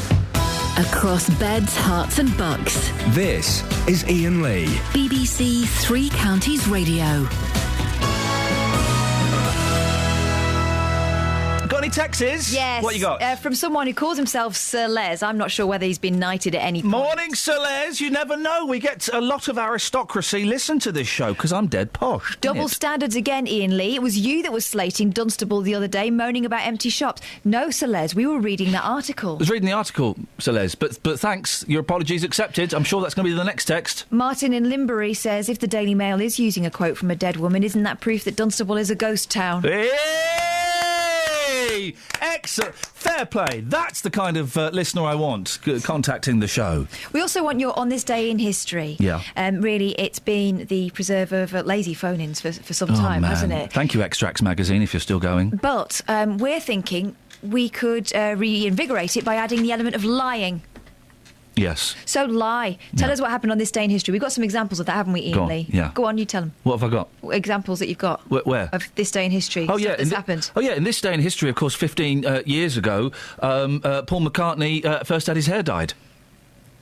It's a true fact. And in this day in history, over 100 years ago, some people died. 1974, on this day in history, the bell-bottom was born in Bedford when someone fell into a bell. Here's actually a true one, and this is true. On this day in history, in 1968, Tobias Pockets invented what we commonly call now the pocket. Did he? And that is actually a true thing, and it blew my mind when I found this out that this was coming up. Was his name Pocket or Pocket? It was Tobias Pockets. It had a umlaut over the O. And people go, oh, that's nonsense, because you look at any pictures from before 1968, nobody had pockets. In 1968, they really took off in the early 70s, but it's a fact. It's a fact. 08459 455 555. Prince George, not only being a spoilt millionaire baby, he's even more spoilt. He's had over 800 gifts in the last year, official gifts. That's not his fault. He's not demanding them yet. I just think it's disgusting. Why? Well, because people like to give babies stuff. They're cute. Flipping He's a very cute example of a baby. I hope all of these get given to poor people. I don't think they keep them. We go. Modest, Apart from the really good stuff. Modest items, including books, clothes and gadgets, can be used by the royals, displayed in their residence or loaned out. Food or flowers is given to a hospice. High value items such as jewellery is not considered to be personal property. Royals are permitted to use it during their lifetime, so they keep it. Some of the things he's got. Do you think... I reckon they re-gift. A miniature academic gown, a dream catcher... No, he ain't got that anymore. It's in the bin. A polo mallet, a police dog cuddly toy, a car speedboat, a pair of sheepskin boots, a possum skin cloak, flippin' it, you Aborigines, a surfboard, a rocking horse, a personalised skateboard, a miniature Maltese cross, and a bicycle. Why does no one do book tokens anymore? Flippin' heck. Travel news for beds, cards and bucks. BBC Three Counties Radio. On the M25 anti-clockwise, there are 2-mile queues approaching junction 26 Wharf Mabbey after an accident. And the M25 anti-clockwise between, it's usually the usual rush hour queues being made much worse from junction 20 for Kings Langley towards junction 16 for the M40 northbound because there's a lane closed there on the exit slip road. On the M1 southbound, the lane's closed between just after junction 11 for Dunstable Road because of an accident. That's causing queues. And also there's a lane closed between junction 4 for Edgware and 2 for Five Ways Corner on the M1 southbound because of flooding. In Watford on the A41 northbound, there's a lane closed between the M1 junction 5 for Watford and the Dome roundabout because it's flooded. And on the A1 northbound, that's partially blocked by an accident between Boreham Wood and the M25 junction 23 for the A1M where it was flooded earlier. Those queues are reaching Stirling Corner. On the trains, Virgin have possible delays between London Euston and Milton Keynes, and that's also affecting London Midland services between London Euston and Tring. Samantha Bruff, BBC Three Counties Radio. Across beds, hearts and bugs. This is BBC Three Counties Radio.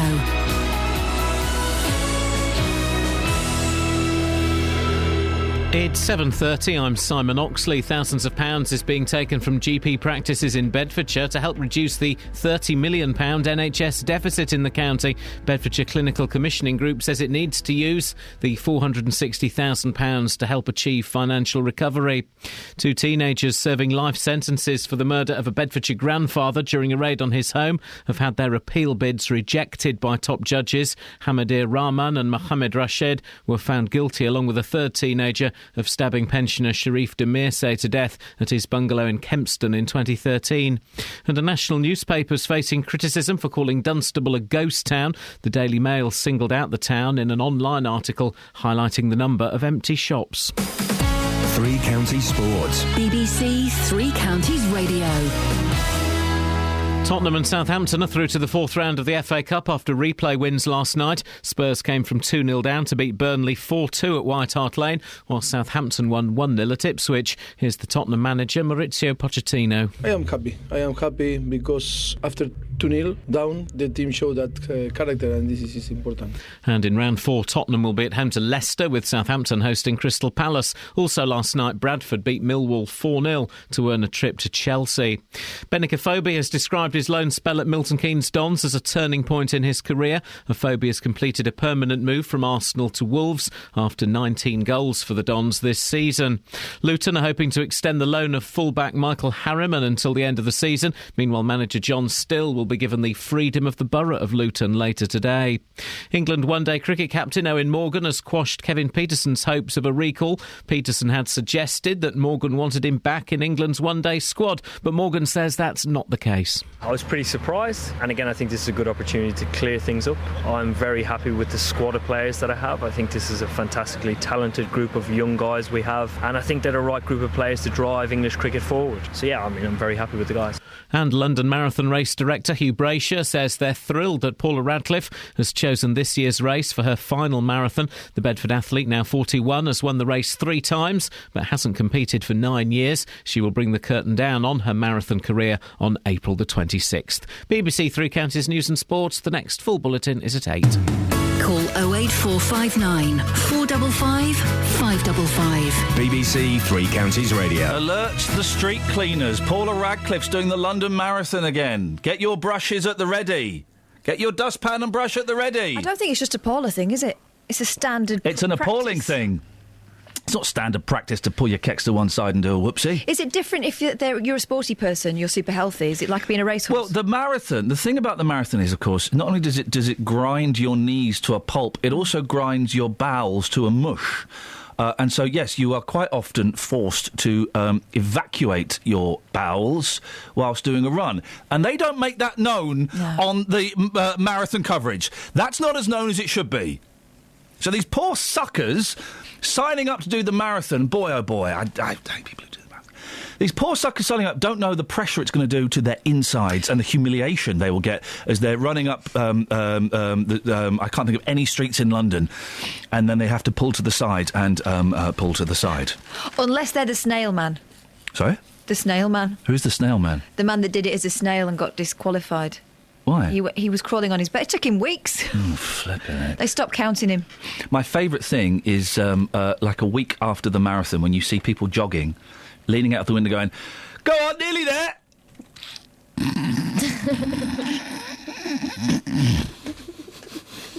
It's nice. It's nice. It's a nice bullying thing to do, isn't it? Yeah. The joke is, for those who didn't get it, it's I'm saying it's taken a week for them to do it, but they're soldiering on.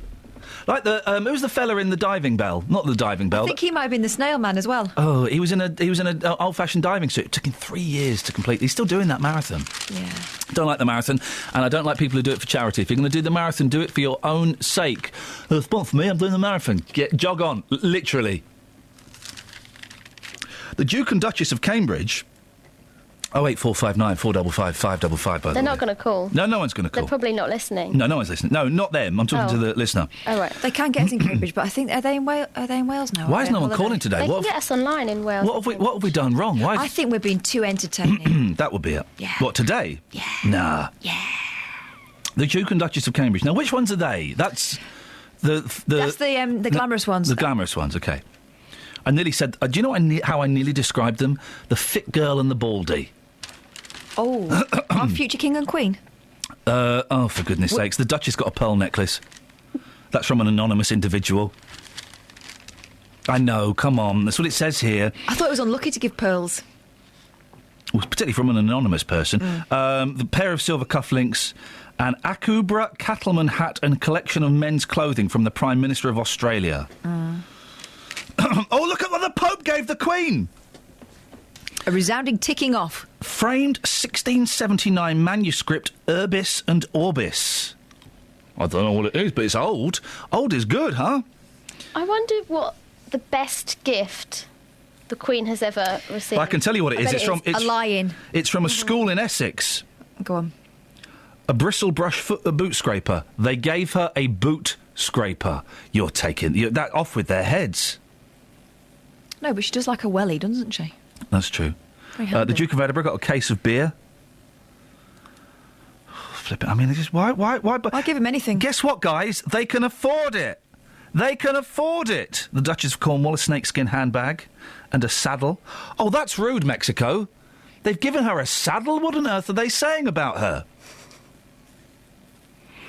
And Princess Anne got from the President of Pakistan, who's having a laugh because these grow on trees, 100 mangoes. Now, they're going to go off, and also, I'm sure they're delicious mangoes. 100 mangoes? What's that, tenner? A tenner's worth? At most. And the Duke of York... Now, he's Prince Andrew, is he? Yes. OK. Well, he could do with some advice. Anyway, he got an Arctic Monkeys CD. Nice. From Kids Aware charity. And flipping it. The Earl and Countess of Wessex, they got the Usain Bolt autobiography from anyone, guys? Usain Bolt. Oh, all about me. Never give your book to... I once had Lembit Opik come round to my house. It was for a television programme. You know what his gift was to me? A copy of a book he'd written. That went straight in the pile to Oxfam. When my sister used to work for Richard Branson... Yeah. On his planes, they didn't get their Christmas bonus one year. Instead, they were hand-delivered copies of his autobiography. By him? No, by another minion. So another minion wrote his autobiography? No, but handed by him. So did he hand it to them? Yeah, no, a minion did. Who wrote the book? Branson. Who handed the book? The minion. OK, well, that's a confusing tale. It went down like a cup of cold sick. Yeah. They'd rather have the money. Isn't he normally good, though? Doesn't Branson throw parties at his palace for the poor? Yeah, he does. Wow, he plays Give Us a Clue, does he? Biggers is in Hemel. Morning, Biggers. Hello, Ian, me old Mucky, me old Charlie, me old Fruit, how you doing? Hello, you fake Cockney. Mockney, what you got for us? I think you know already that I spotted Mr. Dooney again smoking. What, today? No, yeah, yesterday this was. All right, go on, tell us the story. The first hour of the show because I didn't start work till 7. Yeah, I pulled the van over. Yeah. I thought, well, I'm going to be polite and talk to him, so I've shook his hand and we've called it quits, like, you know. Okay. What did he give you? Did he give you a growler? A cigarette? I'll tell you what, though, Ian, he can half smoke a cool way, he's got the gentleman smoke, you know, with the backhand. Yeah. When he puts it into his mouth that way. And let's be honest, all right, we're not allowed to say this because we're the BBC, and smoking is bad for you kids. It kills you. But some people look quite cool when they smoke fags, and Dealey is one of those people. He definitely is, mate. And I'll tell you what, the other thing was, Ian, he was chatting a young lady up outside as well. Oh, blimey. I don't know who that was. Okay. Yeah, dark hair, nice face, you know. Well, it couldn't be anybody who Definitely works said here. a few lines. Well, Biggers, listen, thank you very much for grassing out. That's Biggers on Dealey Watch. Of course, if you spot Dealey anywhere, do let us know, and you're more than welcome to beep your horn and stick your fingers up at him. I'm getting some flack from Scott Balks on Twitter. What's Balk saying? Oh, he's jealous. Go on. He thinks I love Nick Clegg. You do bang on about him a lot, and No. in these days of impartiality... No. Yes? No. OK. No. We were talking about that leaders' debate that happened Yep. when everyone said, I'm with Nick. Yep. And I just said that was the only thing that was a pleasant surprise about quite a dull thing. Yeah. Don't love him.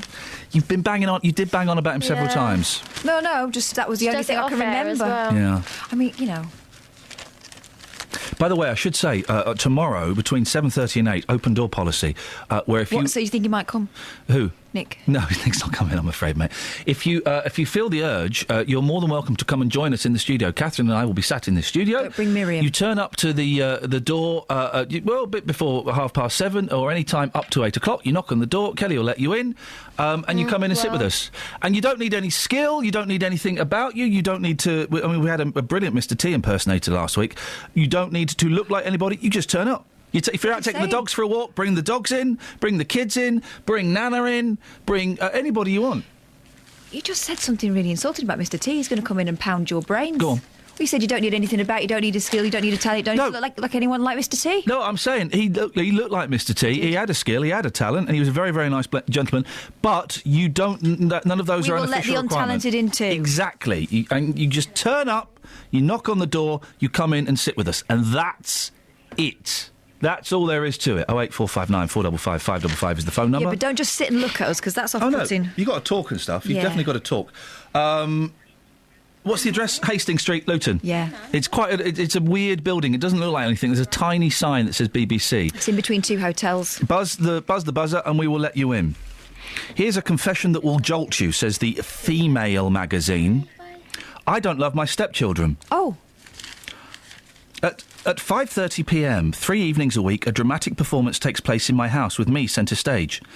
I'm in the kitchen chatting with my 4-year-old daughter Layla and 2 teenage sons, Morgan and Sean. I relish these moments together, just the 4 of us. The windows steaming with the boiling pan, steamy windows. The smell of home cooking, the banter and the anecdotes about their days. I feel bathed in warmth and love. Then I hear a key in the door, and my heart sinks. It's my stepchildren, Lee, 16, and James, 14, and I must appear pleased to see them. What a cow. This is better than I thought. What would you like to eat? Are they cold? Would they like me to run them a hot bath? The 16 and 14 run their own baths!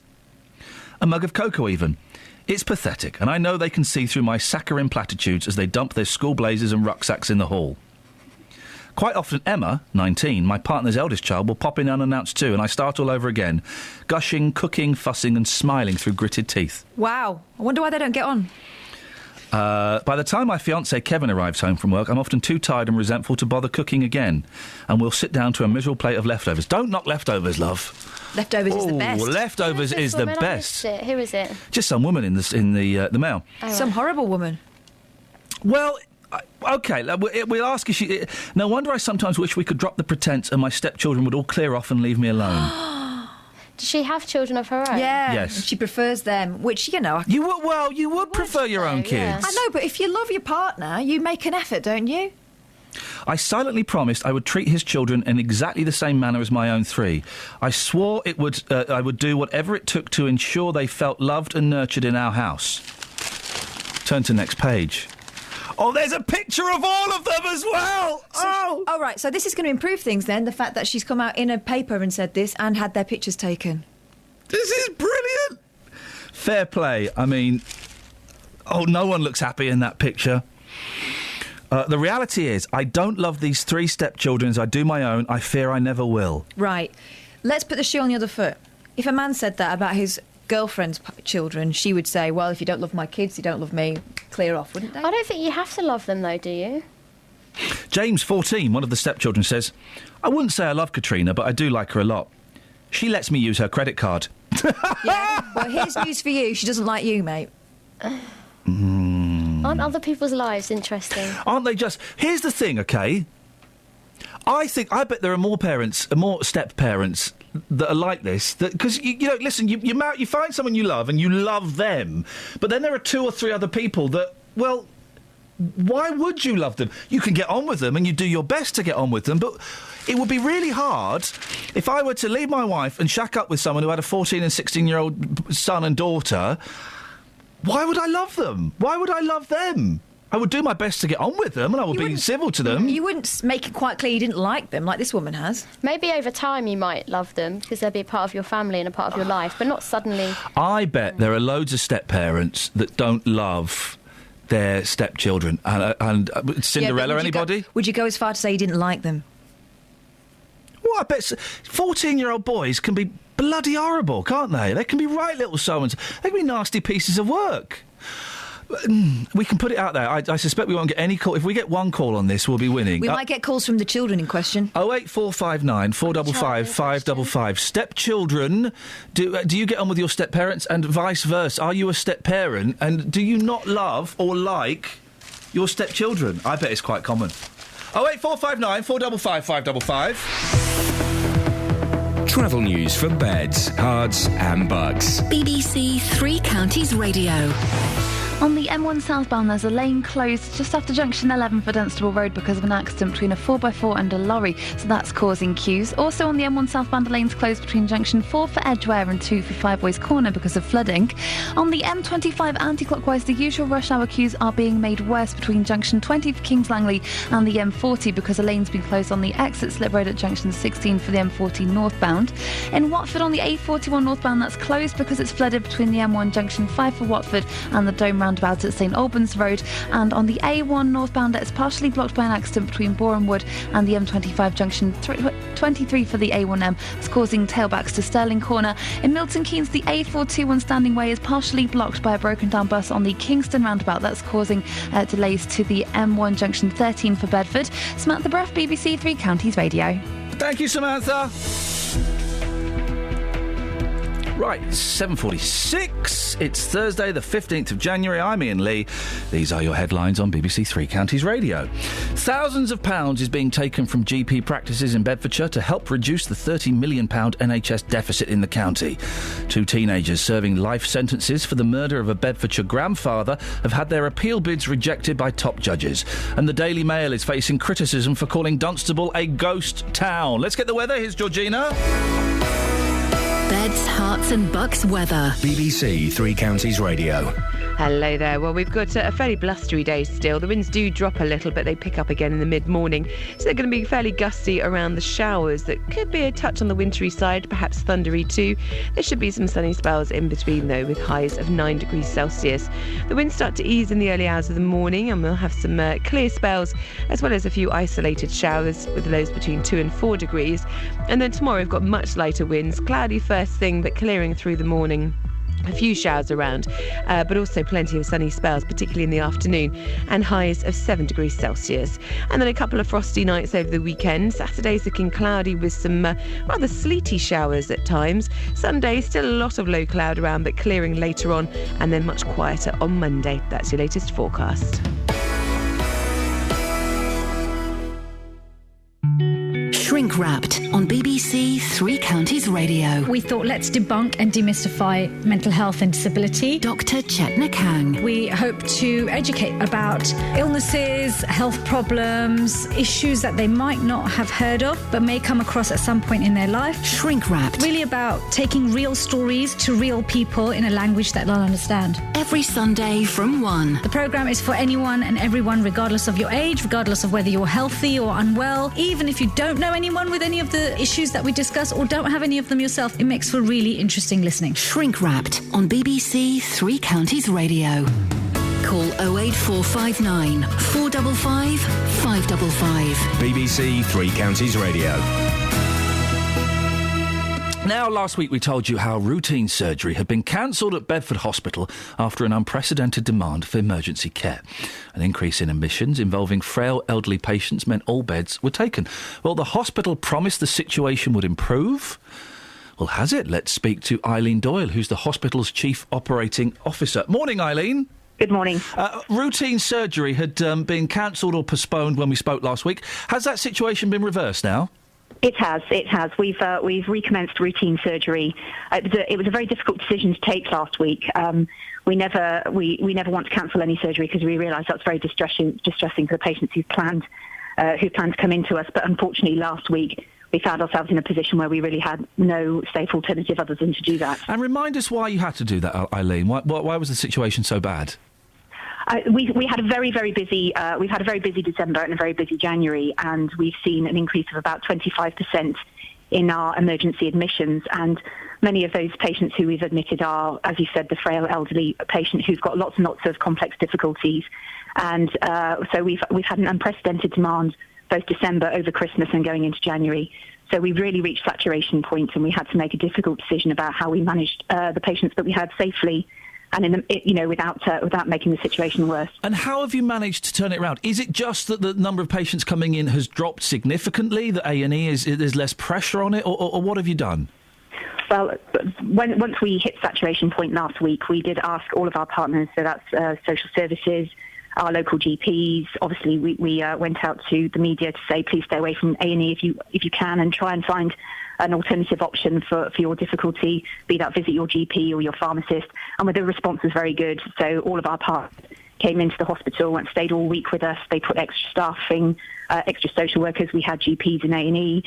We worked closely with the ambulance service. And so everybody worked very hard together to actually firstly try and cope with the demand that was in the hospital, but also manage the demand out of the hospital. Could this situation return?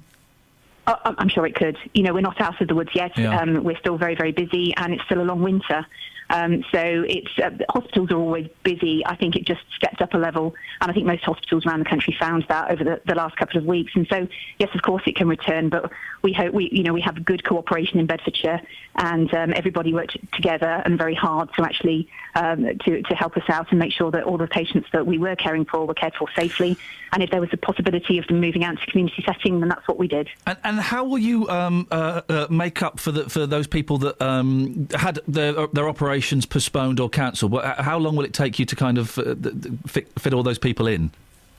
We do try and, obviously, we work along the timeline with people who are having surgery, so we do try to work within an 18-week window, but anybody that has had their surgery cancelled, we are trying to reschedule, and they will be rescheduled wherever possible within 28 days. So it is an uphill struggle for us now, because clearly we did have to take out quite a lot of the routine patients. I would like to say we did bring in some surgery, but that was for patients who were having surgery for cancer, for example, and one way or another we needed to do those. So we're working hard with the surgical team to try and reschedule. That will involve working evenings, weekends. Everybody's very willing to do that because obviously people want to see their patients treated and treated quickly. I don't envy your job in the slightest, Eileen. Well done for turning it around, and thanks for coming on. Thank you. Thank you very much, Eileen Doyle, Hospital's Chief Operating Officer.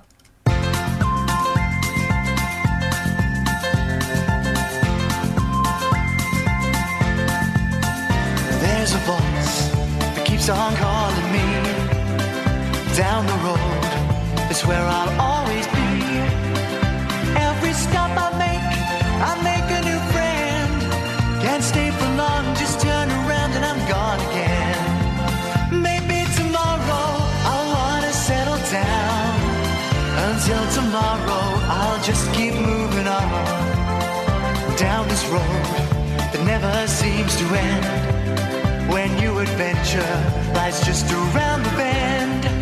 So if you wanna join me for a while, just grab your hat, come travel light, that's hobo style. Maybe tomorrow I'll wanna settle down. Until tomorrow, the whole world is my home. So if you wanna join me for a while, just grab your hat, come travel light, that's hobo style. Maybe tomorrow I'll wanna settle down. Until tomorrow, I'll just keep moving on.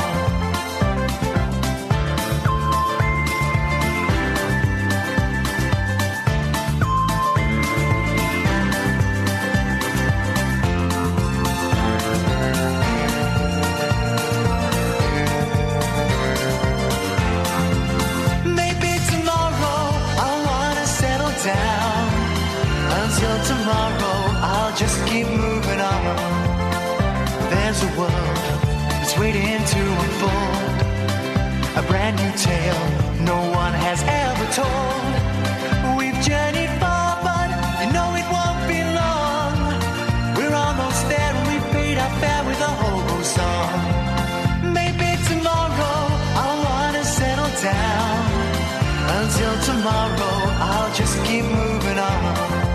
So if you wanna join me for a while, just grab your hat, come travel light, that's hobo style. Maybe tomorrow I'll find what I call home. Until tomorrow, you know I'm free to roll. Morning, Jamal. Good morning. Good morning to you. What have you got for us this morning? A song? Hey, fantastic. Away you go. Let's hear it. Where and I had you. I treated you bad.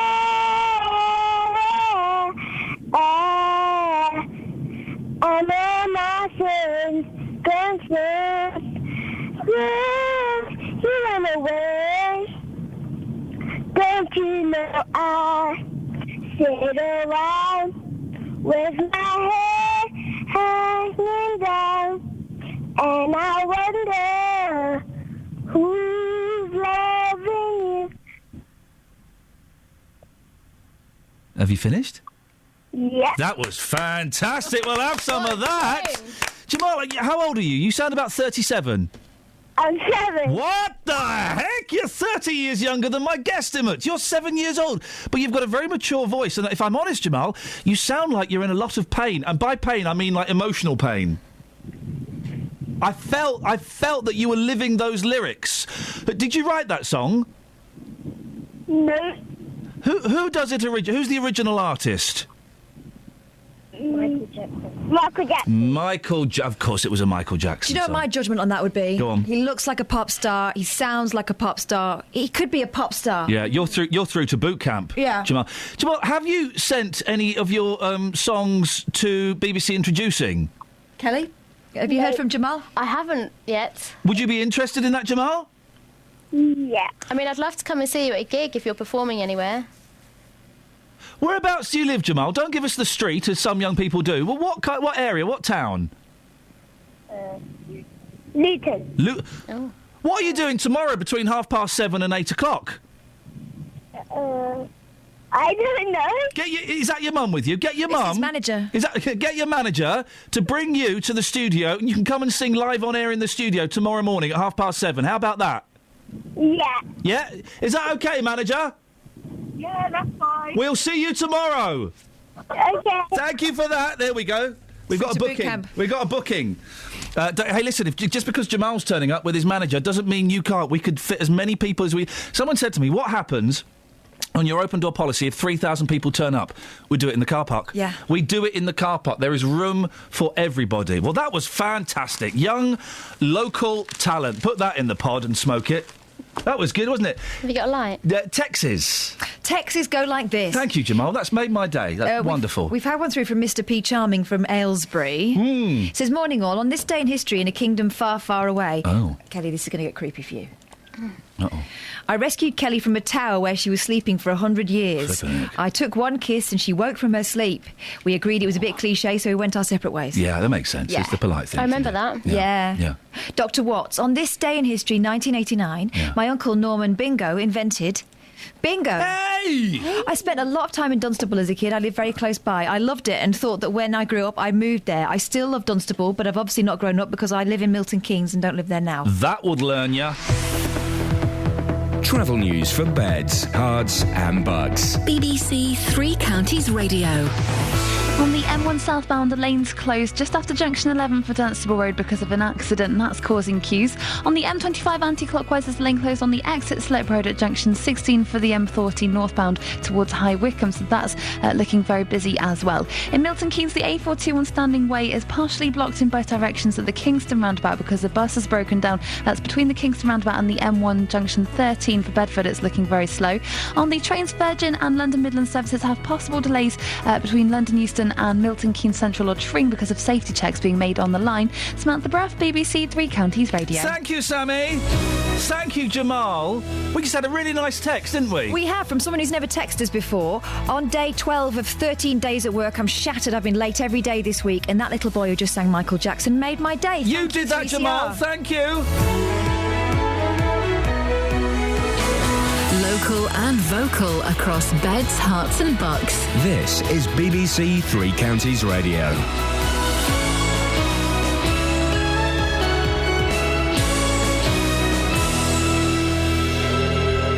It's 8 o'clock. I'm Simon Oxley. The headlines: Bedfordshire doctors criticise deficit plan, teenagers lose Bedford murder appeal, and campaigners hit back at Dunstable ghost town tag. BBC Three Counties Radio. Thousands of pounds is being taken from GP practices in Bedfordshire to help reduce the £30 million NHS deficit in the county. Bedfordshire Clinical Commissioning Group says it needs to use the £460,000 to help achieve financial recovery. The money had been saved by GPs like Hubertus von Blumenthal by changing the way they prescribe drugs. Of course, we have been working extremely hard on it. We achieved our target, and we're very proud of that. And we're looking forward to put this money towards patient care. Two teenagers serving life sentences for the murder of a Bedfordshire grandfather during a raid on his home have had their appeal bids rejected by top judges. Hamadir Rahman and Mohammed Rashid were found guilty, along with a third teenager, of stabbing pensioner Sharif Demirsay to death at his bungalow in Kempston in 2013. Routine surgery has been reinstated at Bedford Hospital following an unprecedented demand for emergency care. An increase in admissions involving elderly patients meant all beds were taken last week. Eileen Doyle is the hospital's chief operating officer. You know, we're not out of the woods yet. We're still very, very busy, and it's still a long winter. Hospitals are always busy. I think it just stepped up a level, and I think most hospitals around the country found that over the last couple of weeks. And so, yes, of course it can return, but we hope we have good cooperation in Bedfordshire, and everybody worked together and very hard to actually to help us out and make sure that all the patients that we were caring for were cared for safely. The Attorney General is to investigate whether the sentence given to a former teacher who had sex with a student was too lenient. Stuart Kerner from Kent was given a suspended 18-month sentence after the judge said his 16-year-old victim had been obsessed with him and had, in effect, groomed him. The Attorney General's office said it had received complaints and would give its ruling next month. New pensioner bonds, which were announced in the budget, have gone on sale this morning, offering a higher than normal rate of interest for the over 65s. The government has set a limit on the value of the bonds which can be sold. Experts have warned they could sell out in weeks. A national newspaper is facing criticism for calling Dunstable a ghost town. The Daily Mail's online article highlighted the number of empty shops. Sharon Knott from the campaign group Don't Let Dunstable Die says misleading information was taken from their website. We're a community group that likes to keep everybody informed of what's happening, events and things, new shops that are opening, which many new shops are opening. But they also took a quote from one of our followers who has since deceased. We just felt a little bit annoyed and disappointed that they didn't actually call us. Researchers at Cambridge University say a lack of exercise may be responsible for twice as many deaths as obesity. The study concludes that just moderate exercise, such as a 20-minute walk each day, makes a big difference. In sport, Tottenham and Southampton are through to the fourth round of the FA Cup after replay wins last night. Spurs came from 2-0 down to beat Burnley 4-2 at White Hart Lane, while Southampton won 1-0 at Ipswich. The weather, rain clearing to leave a generally dry day. Still windy though, a maximum temperature 8 degrees Celsius. And you can get the latest news and sport online at bbc.co.uk/3 counties.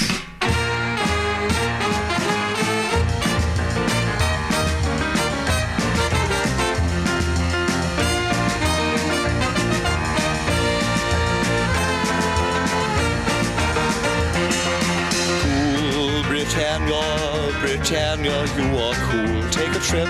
Britain's ever, ever, ever shall be. Hip, hip me, hip me. Is it about a gap year?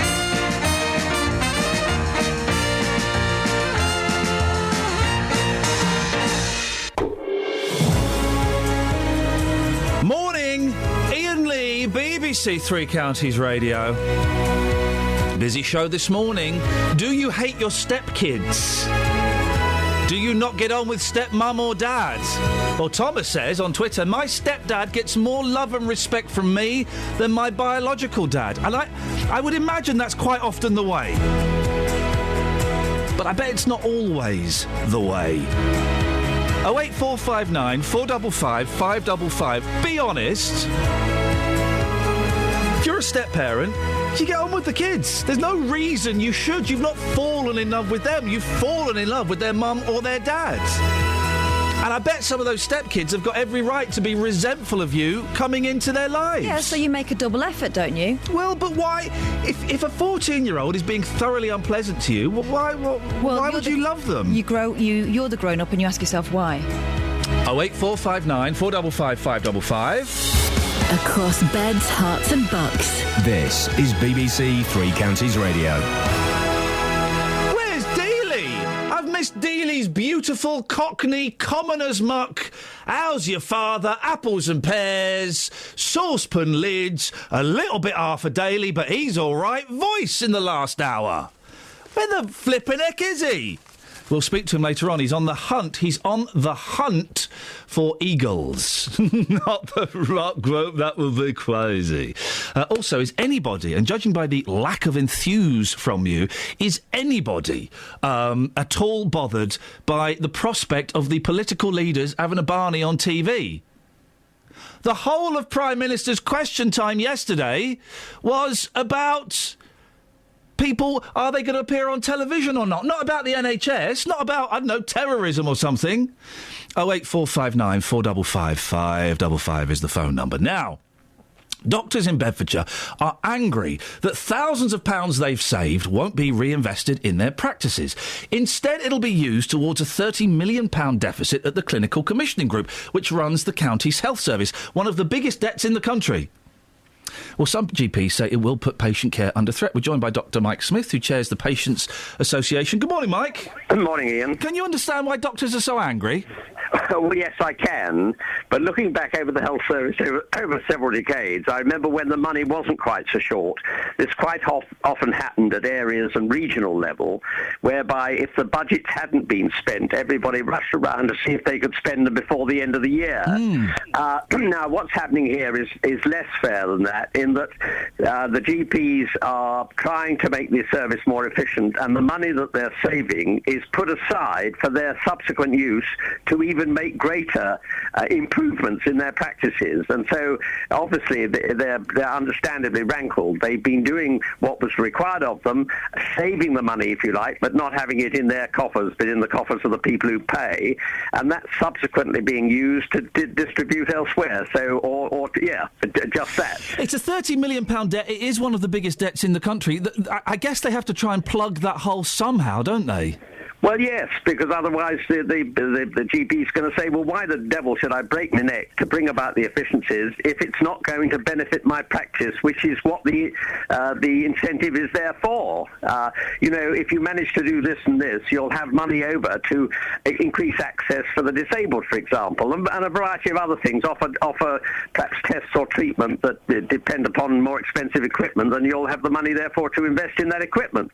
Will patients actually suffer because of this, Mike? Oh, I hope not. No, it's not the basic surface that's being affected. It's the chance of having an improvement for which you've worked towards with your own efforts and put the money aside. It's what every good parent tries to get every good child to do. And understandably, if they said, we'll keep it for you and then subsequently nicked it, you wouldn't be well pleased.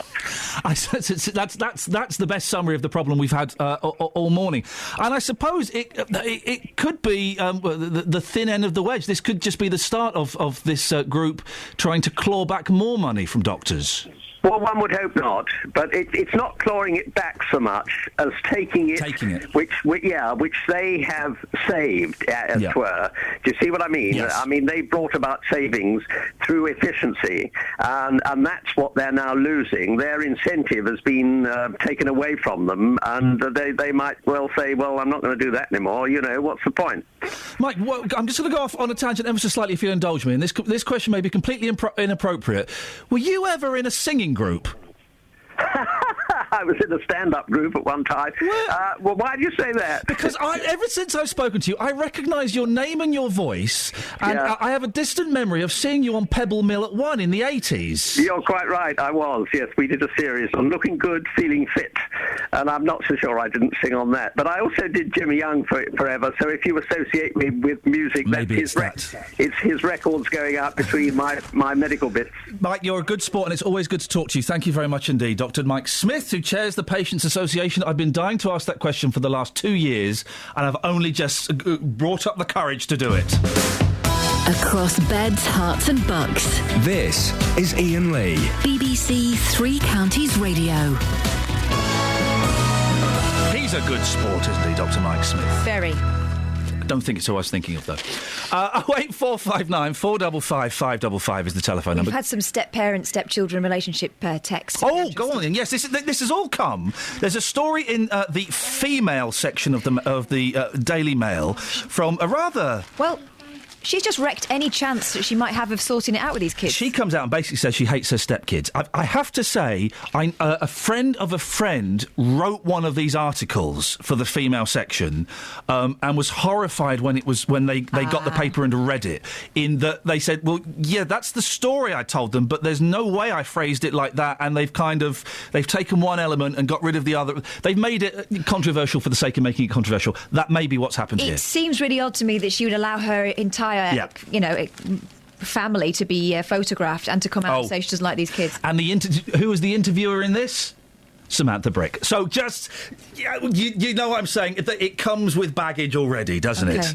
But yes, do you get on with your stepkids or your step-parents? Well, Bob in High Wycombe says, my partner loves my son, her stepson, but hates my stepson. So her own kid, by the sound of it. Well, is it her own kid? Or is he... His stepson is her... Well, unless he's been married before. Exactly. So there could be an extra wing to this. Can you read that again? Do you carry on being someone's stepdad if you're no longer married to their mum? I suppose it depends how long you were their stepdad for. If it was from almost birth. And maybe... who sent this in? Bob in Wycombe. Bob, give us a call if you can, because let's explain this. But one explanation could be, so he married someone who had a son, that's his stepson, then she died, and he takes responsibility for I'm not saying that is the situation there, but that could be how that would work. All right, OK. Here's another one from Marius. I had both step-parents, and we always struggled to get along. My mum's opinion was her kids came first, and that's why her relationships failed. Well, it will do, won't it?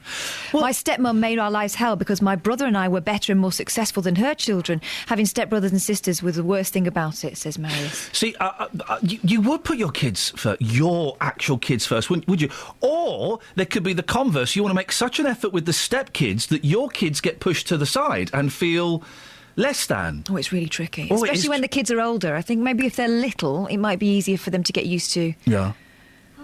But then you're assuming that the mother of them is supportive of you. 08459 455 555. I could quite understand. You fall in love, your marriage fails, you fall in love with somebody else, you're in love with that person. There is no reason that you would love that kid. Hey, Bob, who just texted in, is on the line. Morning, Bob. Good morning. Well, thanks ever so much for coming on the air. We were slightly confused by the relationships in your text, so just explain it to us, if you wouldn't mind. Okay, I've got a stepson and a son from my first marriage. Right, thought so. Okay, yeah. Yeah, and so me and my ex split up. And my new partner, she loves my stepson. She loves my son. Yeah, youngest. But my stepson, who was living with me, let me split up. She hates him. Flipping heck, that must be tough, Bob. It was tough. He's now moved out. He was at university, but at the time it was quite tough. And how do you? Because obviously you love this woman who's part of your life. You love your stepson, I imagine. How do you strike that balance? It was quite difficult. It was when he would come home off leave or whatever when he was at university, she would go over to her mum and stuff. So she wouldn't be in the house. She'd go over to her mum's, did you say? Yeah. And did you? And I'm trying not to pry too much. I'm treading delicately. So if I do pry too much, tell me to jog on. Did you and your partner? Did you argue about it? Did you try and reason with her, or was it she just didn't want anything to do with him? We had a few arguments about it, but then we came to an arrangement. And the arrangement was that she would go out when he came in? Yeah. Blimey. Are you still with this woman? Oh, yeah. You managed to work through it? Oh, yeah. It helped when he went to university and then, moved out. But it was tough for a while, but it's all worked out now. Brilliant. Bob, I really appreciate you coming on. Thank you. I said all we need is to get one call to make this worthwhile. That was your call. What an interesting story. I mean, aren't relationships, and by that I mean man and woman and kids and exes, and aren't they confusing and complicated? It's... thank you, Bob.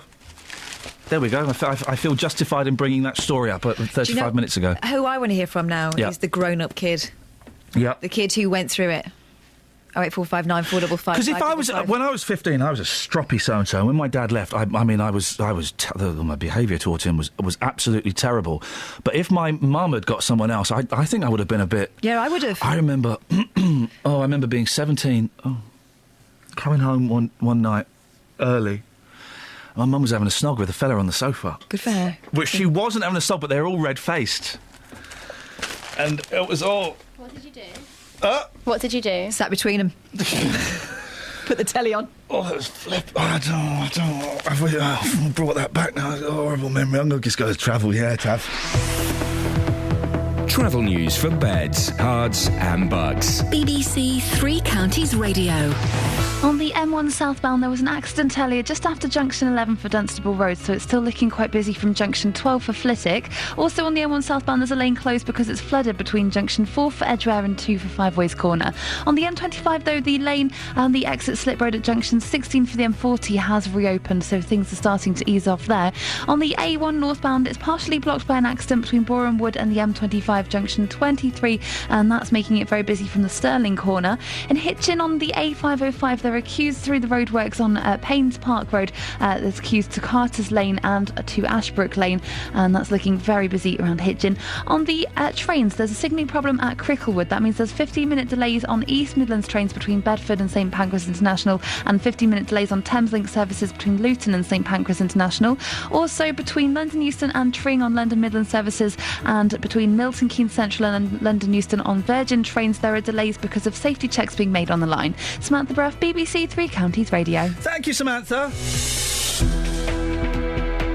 8:16. It's Thursday, the 15th of January. I'm Iain Lee. These are your headlines on BBC Three Counties Radio. Thousands of pounds is being taken from GP practices in Bedfordshire to help reduce the £30 million NHS deficit in the county. 2 teenagers serving life sentences for the murder of a Bedfordshire grandfather during a raid on his home have had their appeal bids rejected by top judges, and the Daily Mail is facing criticism for calling Dunstable a ghost town. BBC Three Counties Radio.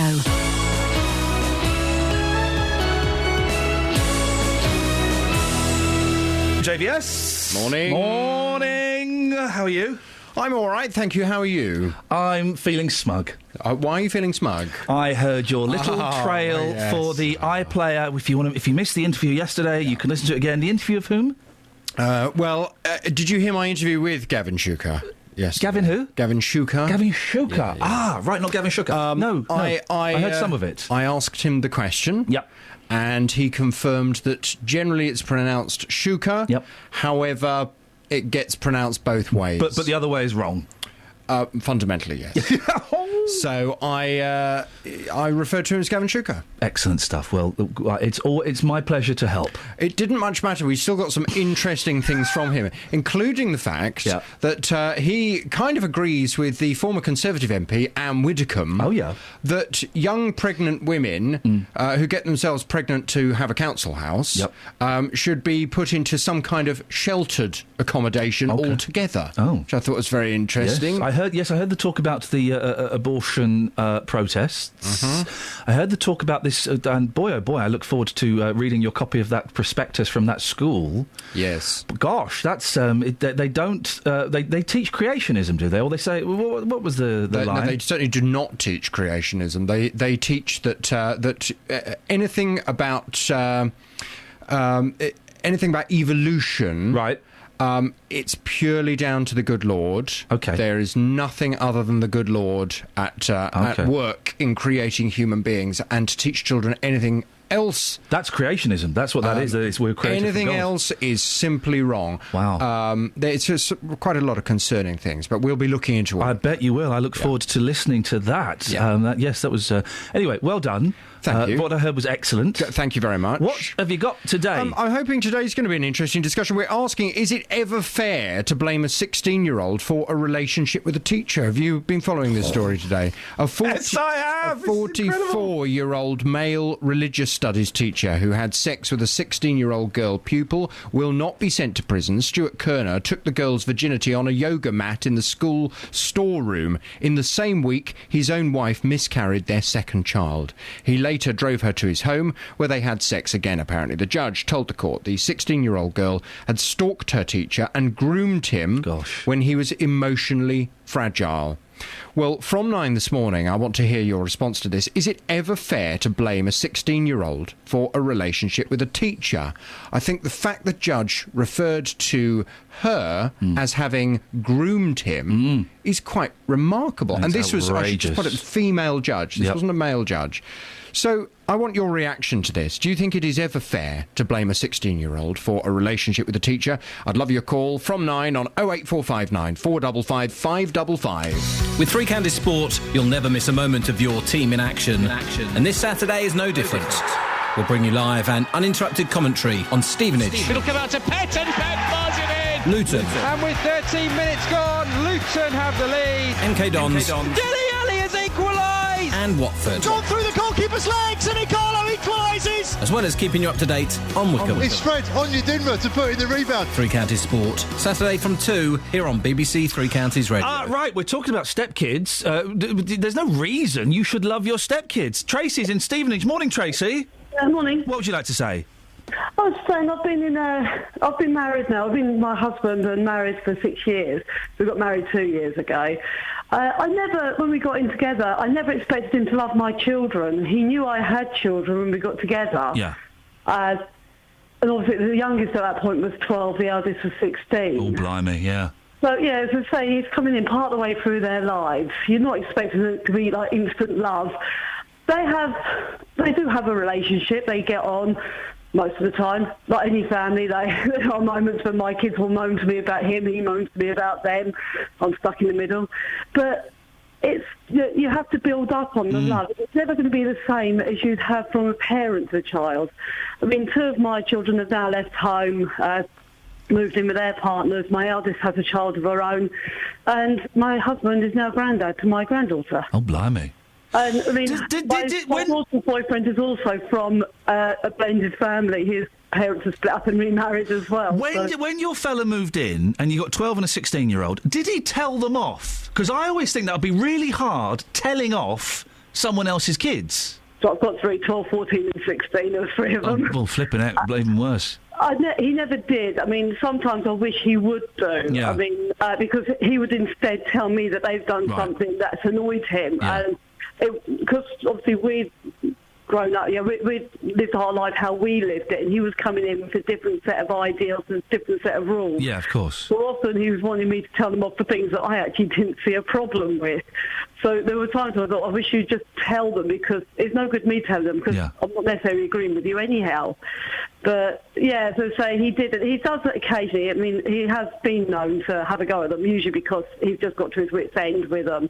I mean, my children are by no means perfect, nor is my husband, nor am I. We are, a typical family. They have their moments, he has his moments.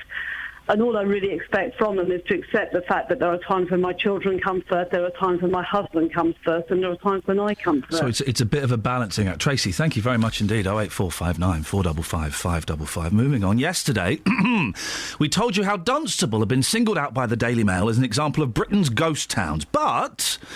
well, we got lots of angry calls in the afternoon because campaigners battling to save its high street have slammed the online report as out of date and inaccurate. There are pictures that aren't from Dunstable. There's a quote from someone who's dead. It really was a bit of a shoddy report, but just how bad is it? Conservative councillor Nigel Young, who's the executive member for regeneration at Central Bedfordshire Council, joins me now. Morning, Nigel. Nice to see you. Thanks for coming in. Is Dunstable a ghost town? Certainly not. I mean, Dunstable has obviously suffered from internet shopping, as have all small towns, but it's actually on the up. I mean, it's absolutely incredible that the Daily Mail would run such a completely biased, negative article without coming and talking. Tell us why it's on the up. What's happening? Well, I could have, if I was a photographer, could have come in here with more than 20 pictures of new shops that have opened in the last 6 months. A new deli on High Street North that opened about a month ago. Super new barber shop also on High Street North. And currently, although I couldn't have taken photos of it, we have applications in to bring Marks and Spencer and a large new Next to Dunstable. They came up with a photo of the White Lion, purporting that the only shop open was Halford, which is absolute nonsense. And that's where Marks and Spencer's replied to How many shops are closed? Because there are a lot that are closed, aren't there? Yeah, I mean, the way that they come up with these numbers is to go on to the commercial equivalent of Zoopla. So it would take in every vacant unit in a back street or off the high street rather than the high street central itself. And it may well be right across Dunstable and parts of Houghton Regis that there are 49 shops closed. Certainly in the quadrant, there are a lot of empty units, and there have been for many, many years. How do you encourage people to come and take those units? Well, we work with the developers. We had great difficulty in the quadrant over the last 5 years working with the developer. It was an offshore investment company. But so they weren't that bothered? They couldn't have cared less, frankly. But it's been bought, part of a package of 8 shopping centres by a company called Edinburgh House, who are property investors and developers. So we're really hoping that they will make some difference to the quadrant. They're telling us that they do have further interest in the quadrant and that they should be able to regenerate it to a degree. But essentially the shops in the quadrant aren't suitable for modern retailers, which is why the owners of the White Lion Retail Park are trying to provide more suitable units for national retailers. How do you change people's attitudes? Because we did go and speak to people, and there were some people saying that Dunstable was great, but there were a lot of people saying that it was dead. How can you convince those people otherwise? Well, only by showing them. And it's like a jigsaw. There are so many pieces of that jigsaw, like the 2 new link roads, the A5M1, the Woodside Link Road, which will get traffic off the high street, so it'll be a nicer environment. The busway's been a big contributor to investment into Dunstable, and we have to bring money into the town by people coming into the town. I did some quick numbers. You know, a town that the Daily Mail says is a ghost town and is dying, between the council and private investment, there's something like £500 million going into Dunstable. We're consulting right now on a brand new leisure centre for Dunstable. Gosh. For £15 million, and we'll be talking to residents about that over the forthcoming few months. It's just so blatantly wrong. And I, you know, if residents in Dunstable want to know the whole picture, I've got no problem them emailing me. I'm easy to get hold of, nigel.young@centralbedfordshire.gov.uk. I'll be happy to try and put together all the pieces. But, you know, when the traffic's gone, 2017, it will make a huge difference. But look, there's more than 20 new shops. Eleanor's Cross is full, Brittany Court is full. No photographs Have you spoken to them? Have you been in touch with the Mail? We immediately commented that we felt it was completely biased, and you know, anybody can go around taking pictures of empty shops, and Dunstable does need more vibrancy. Yes. But you guys are coming to Dunstable. Well, this is what I need to talk to you about, Nigel. I think we're coming there in March at some point, and we're all genuinely very, very excited. New studio, top location, right near the theatre, which is a wonderful theatre.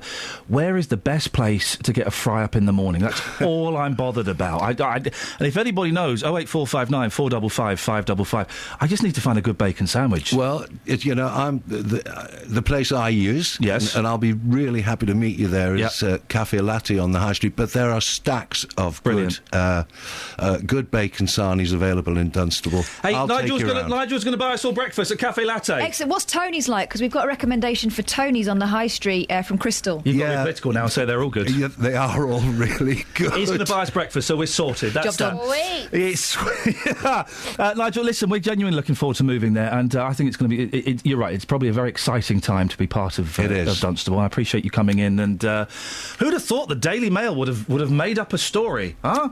08459 455 555. Travel news for beds, cards and bugs. BBC Three Counties Radio. In Chicksands, in between Chicksands and Haynes, there's reports that Chris called to report an accident that the road is blocked near Northwood End Road. In Hitchin on the A505 Paynes Park Road, that's looking very slow at Parkway with queues to Ashbrook Lane, and on Hexton Road to Carter's Lane because of the roadworks that are there. On the A1 northbound, there are queues after an accident between the Holiday Inn and the M25 junction 23 for the A1M. Those queues are reaching Stirling Corner still. And in Watford on Stevenson Way, that's looking very busy on the speed sensors around the M1 junction 5. Looking at the M1 southbound, there's a lane closed between junction 4 for Edgware and 2 for Five Ways Corner because it's flooded. Also southbound on the M1, there's been an accident between the junction 11 for Dunstable Road. That's causing queues from junction 12 for Flitwick. On the trains, there's been a signalling problem at Cricklewood, so East Midlands trains have 15-minute delays between Bedford and St Pancras, and Thameslink have 15-minute delays between Luton and St Pancras. And also London Midland and Virgin trains have delays because of safety checks on the line between London Euston and Milton Keynes. Samantha Bruff, BBC Three Counties Radio. Thank you, Samantha. Do you get on with your stepkids? There's a cracking story in the Mail about a stepmum who says, well, basically, she hates her stepkids. And there's no reason you should get on, is there? 08459 455 555. Across beds, hearts and bugs.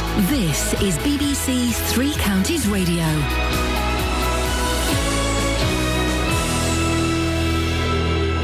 It's 8:30. I'm Simon Oxley. Two teenagers serving life sentences for the murder of a Bedfordshire grandfather during a raid on his home have had their appeal bids rejected by top judges. Hamadir Rahman and Mohammed Rashid were found guilty, along with a third teenager, of stabbing pensioner Sharif Demirsay to death at his bungalow in Kempston in 2013.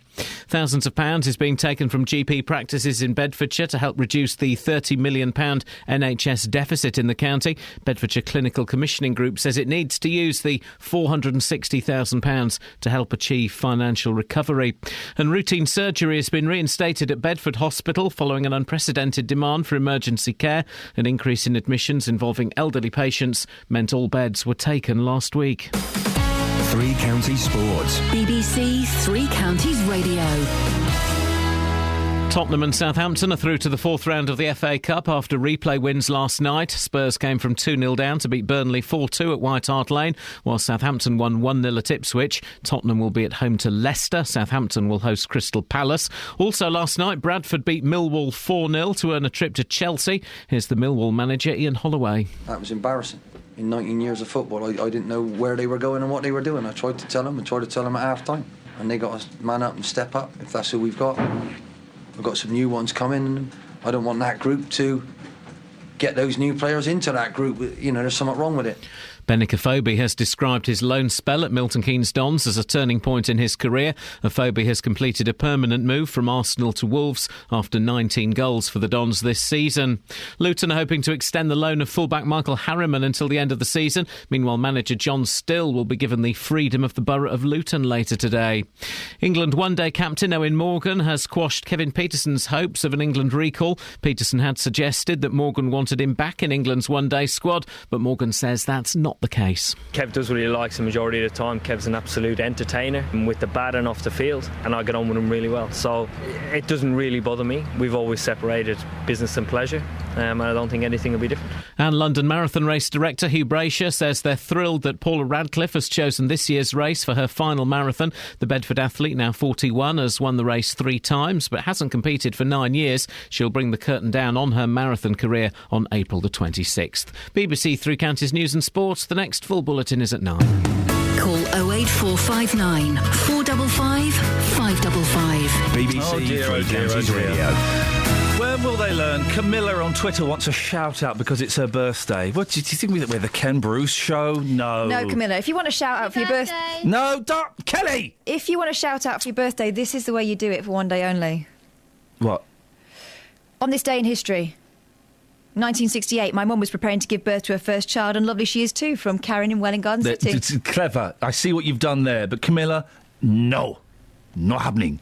What are we talking about this morning, Kath? They've got 30 minutes to give us a call. Well, the thing that's going is these blended families and how you make it work. And we were keen to hear from someone who was the result of a blended family and who... It's basically, step children, step parents. Do you have to love them? There is no it would be easier to love, for example, a 5-year-old stepkid than a 15-year-old stepkid. It's just easier because 5-year-olds are cuter than 15-year-olds and 5-year-olds are more accepting than 15-year-olds of the change in the relationship. But arguably that 15-year-old needs a united front just as much as the 5-year-old because at that age they will see any weakness between their parents and any idea that one of them is in the middle as a way of exploiting it. Listen, and I think you would get on, you would tolerate at the very least a stepkid, but loving someone is a different thing. Yeah. You fall in love with a woman who's got kids. There's no reason you're going to fall in love with their kids. Isn't there a part of you, though, that thinks, well, that's part of her, they are hers? And yeah, but some kids, let's be honest, are ugly. Let alone, horrible. Some of them are just ugly. I've seen some ugly kids in my time. Mm. Not my boys, obviously, they're beautiful. My boys are actually beautiful. Mm.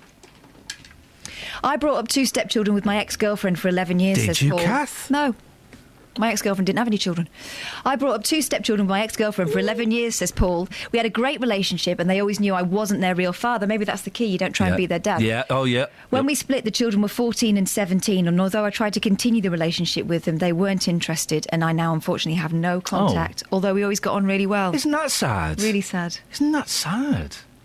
What's interesting as well, and I mentioned it to the caller earlier on, is if I were a stepdad, I would feel very uncomfortable telling off someone else's child. Well, you shouldn't be made to feel uncomfortable. Well, stop making me feel uncomfortable. What? What? No, but the point is, I think if you are a blended family, the husband and wife or partners have to have an agreement whereby they are united. Where's this term blended family come from? I don't know, that lady used it and I thought it was good. It's a good term. It feels a little bit sandal-wearing. I don't feel like a stepchild. Yeah. Well, that's good. It's only dawned on me. I've got a stepmum. It never really dawned on me. Yeah, it doesn't feel like I've got a stepmum. Just like what it is.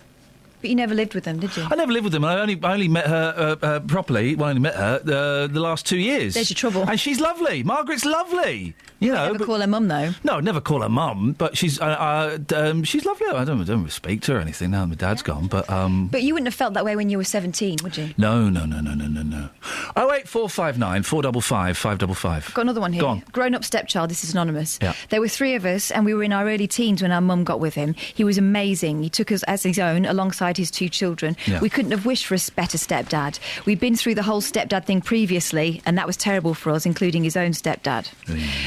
But we were saved, as this one was amazing. I loved him so much. I'm 37 now, and he died 8 years ago, never forgotten. There's no mention of your natural dad there. I wonder whether that makes a difference. Yeah, it would do, wouldn't it? 08459 455 555. And there's one more if you want. Yeah, go on, do that, and then we'll do the Eagle. Chris in Watford says, your phoning hurts. I have 2 kids from previous relationship, and bad blood with my new wife and young kids has been partly attributable to me breaking contact with my kids. The ex-wife didn't help either. She was very controlling, which again added to that decision. That's from Chris in Watford. That's sad. Yeah, it is sad. Look, we can speak to friend of the show. It's our Mr. T impersonator. Morning, boss. Good morning, Ian. How you doing? Yeah, I'm good. It's nice to speak to you, mate. For those who missed it, this gentleman came in last week. He's Britain's premier Mr. T impersonator. And I am reminded, of course, that you are a stepdad, aren't you? Yeah, I'm a stepdad, and I'm also a stepson. So I think, in a way, I was kind of programmed to think of this as the norm for me to fit into a family. At what age did you become a stepson? The thing was, I have no clue. I was 9 months, I was told. So my dad, he came in, but the thing is he has 2 children of his own. Right. And in a way, well, not in a way, they resent me slightly because me and my dad, we've got an awesome relationship. Oh. Me and him have the same sense of humor. I mean, even when I got older, I was 20-something, I was still going to uni. He moved in with me because my mom moved upstate to go to uni with my sister. Just, mom's a bit overprotective. But he moved in with me. We lived together as adults for 5 years downstate. And, yeah, I love my dad. So at what point did you know that he wasn't your... Did you find out he wasn't your biological dad? Oh, instantly. Well, we You always knew? Yeah, Dad's Irish-German, and Mom's Chinese. So there's a bit of a hint there. That would have given it away. Okay. And your step brother and sister, did you say, they were slightly resentful of you? Well, I guess you could say they're my brother and sister because they came out of Mom. But, yeah, they're a bit resentful because, me and Dad, well, he should be my stepdad, but he's Daddy, you know? I mean, he sees me as my son, and he's always been Dad. Okay, and then how old, because you came over to the UK to marry or be with someone that you met online, and they had a kid. How old was their kid when you became oh, God, it's so complicated. You became their stepdad. Okay, we have a bit of a complicated situation here. I didn't tell you everything last week. Oh, blimey. My first partner, she had a few kids. One was 18, one was 12, and the other one was around 7-ish or so. So there was more different ages, different groups. But I guess you come into the family and either you come in full as dad or you don't. That's about it. But I didn't come in saying I'm your daddy or anything, but I guess I'm one of the parental units, and this is how it goes. And did you when you met the kids for the first time, because obviously you're in love with the mum, did you like the kids? Yeah, the kids are cool. They were just normal little kids. That's about it. They wanted to find out about me. You know, they want to push buttons. They want to see what boundaries they could push. And that's about it. You just kind of show the boundaries that Mom put up. You know, they were pretty straight. You do what you do. You wash the dishes. Have fun. Let's go to the movies. And that's about it. You'd be a kid. I'd be a dad. And that's about it. Mr. T, listen, I'm so glad that you are a friend of the show, and I'm going to keep calling him Mr. T. He's a wonderful chap. If you want to hear him when he came in last week, download last week's podcast. You missed it, Kath. You weren't here. I didn't miss it. I listened to it at home. I was gutted, though. He was such a nice fella. Thank you so much for that. I really appreciate that. Kay's on the line. Morning, Kay. Morning. Kay, what would you like to say? Well, my stepdad came into my life when I was a late teenager, sort of 17. Okay.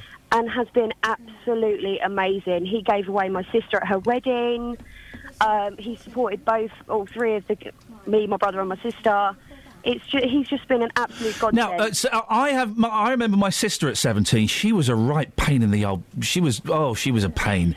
And 17-year-old girls, young women, they can be vicious. Did you welcome him straight away, or were you kind of resistant? No, I welcomed him with open arms. I didn't speak to my real dad from the age of 12 when he left.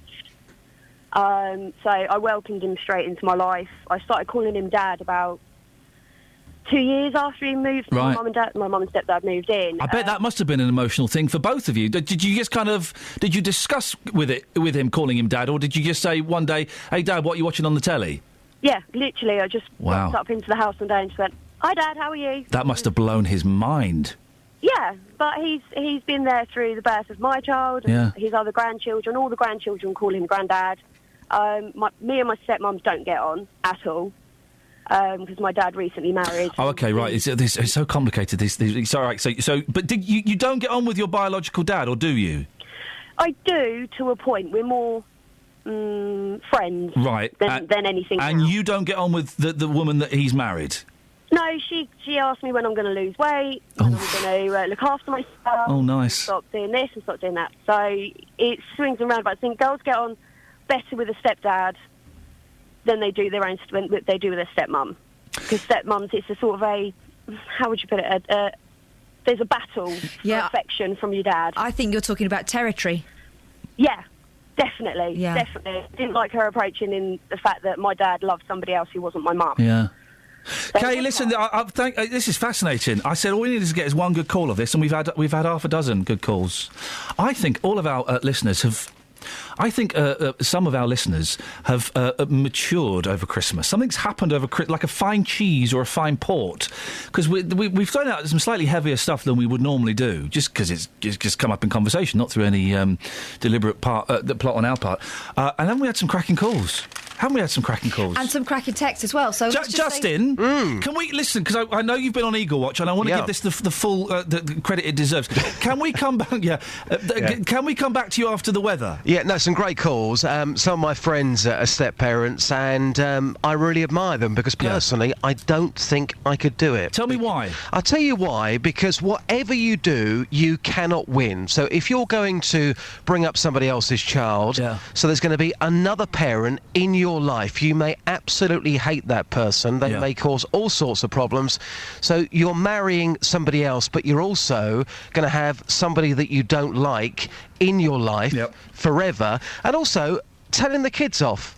What do you do? This is what I'm saying, When the child then turns around and says, I don't care what you say because you're not my mum or you're not my dad. I couldn't do it. Well, as the mum in this imaginary scenario... who are the parents and who's the stepkids? I think I'm married to both of you at this point. Oh, right, no wonder it's not working. But it would be my job to back you up so that there was no division. But what if I, as what the caller said earlier on, what if I tell your kids off for something that I disapprove of, but you think is acceptable? Same as what happens with my husband now. Sometimes I don't agree with his decisions. I never discuss it in front of the children. We wait till they've gone to bed and we talk it through.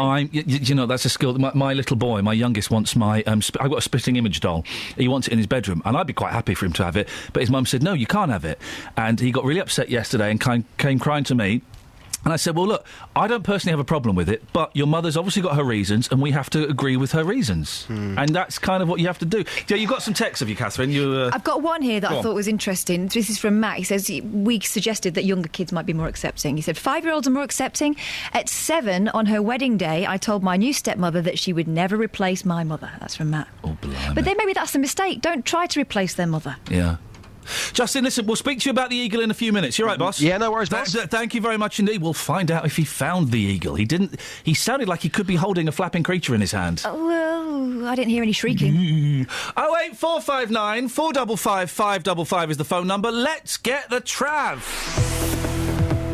Travel news for beds, cards and bugs. BBC Three Counties Radio. Between Chicksands and Haynes, that's it's blocked in both directions near Northwood End Road because of an accident. On the A1 southbound, that's looking very slow on the speed sensors between the St Neots Junction and the Black Cat roundabout through the roadworks. And in Watford on Stevenson Way, that's very busy around the M1 Junction 5. On the M1 southbound, that's easing off now after Junction 11 for Dunstable Road after the accident earlier.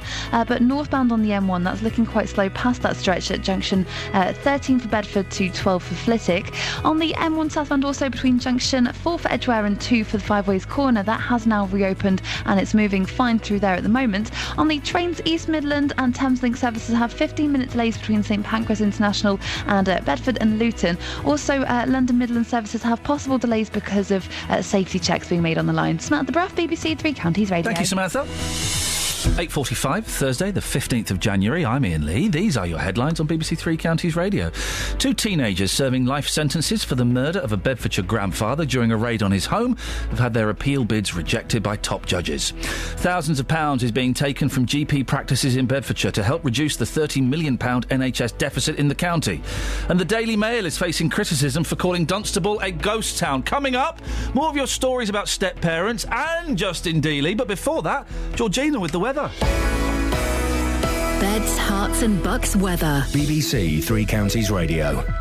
Hello there. Well, the winds do ease a little this morning, but then they pick up again in the middle of the morning. And then we've got some fairly blustery showers, which could be a little thundery at times, with some sunny spells in between, and highs of 9 degrees, so fairly mild.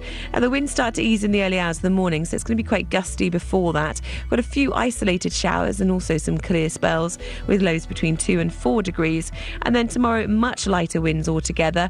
Fairly cloudy first thing, but that does clear through the morning. And then we've got a few showers around, but lots of sunny spells tomorrow. Not too bad a day, really, particularly in the afternoon, but feeling a bit more chilly with highs of 7 degrees. And then a couple of frosty nights over the weekend. Saturday is looking cloudy with some showers, and they could be a little bit sleety at times. On Sunday, we've still got a lot of that low cloud hanging around, but it should clear later on, and then a much quieter day on Monday. That's your latest forecast.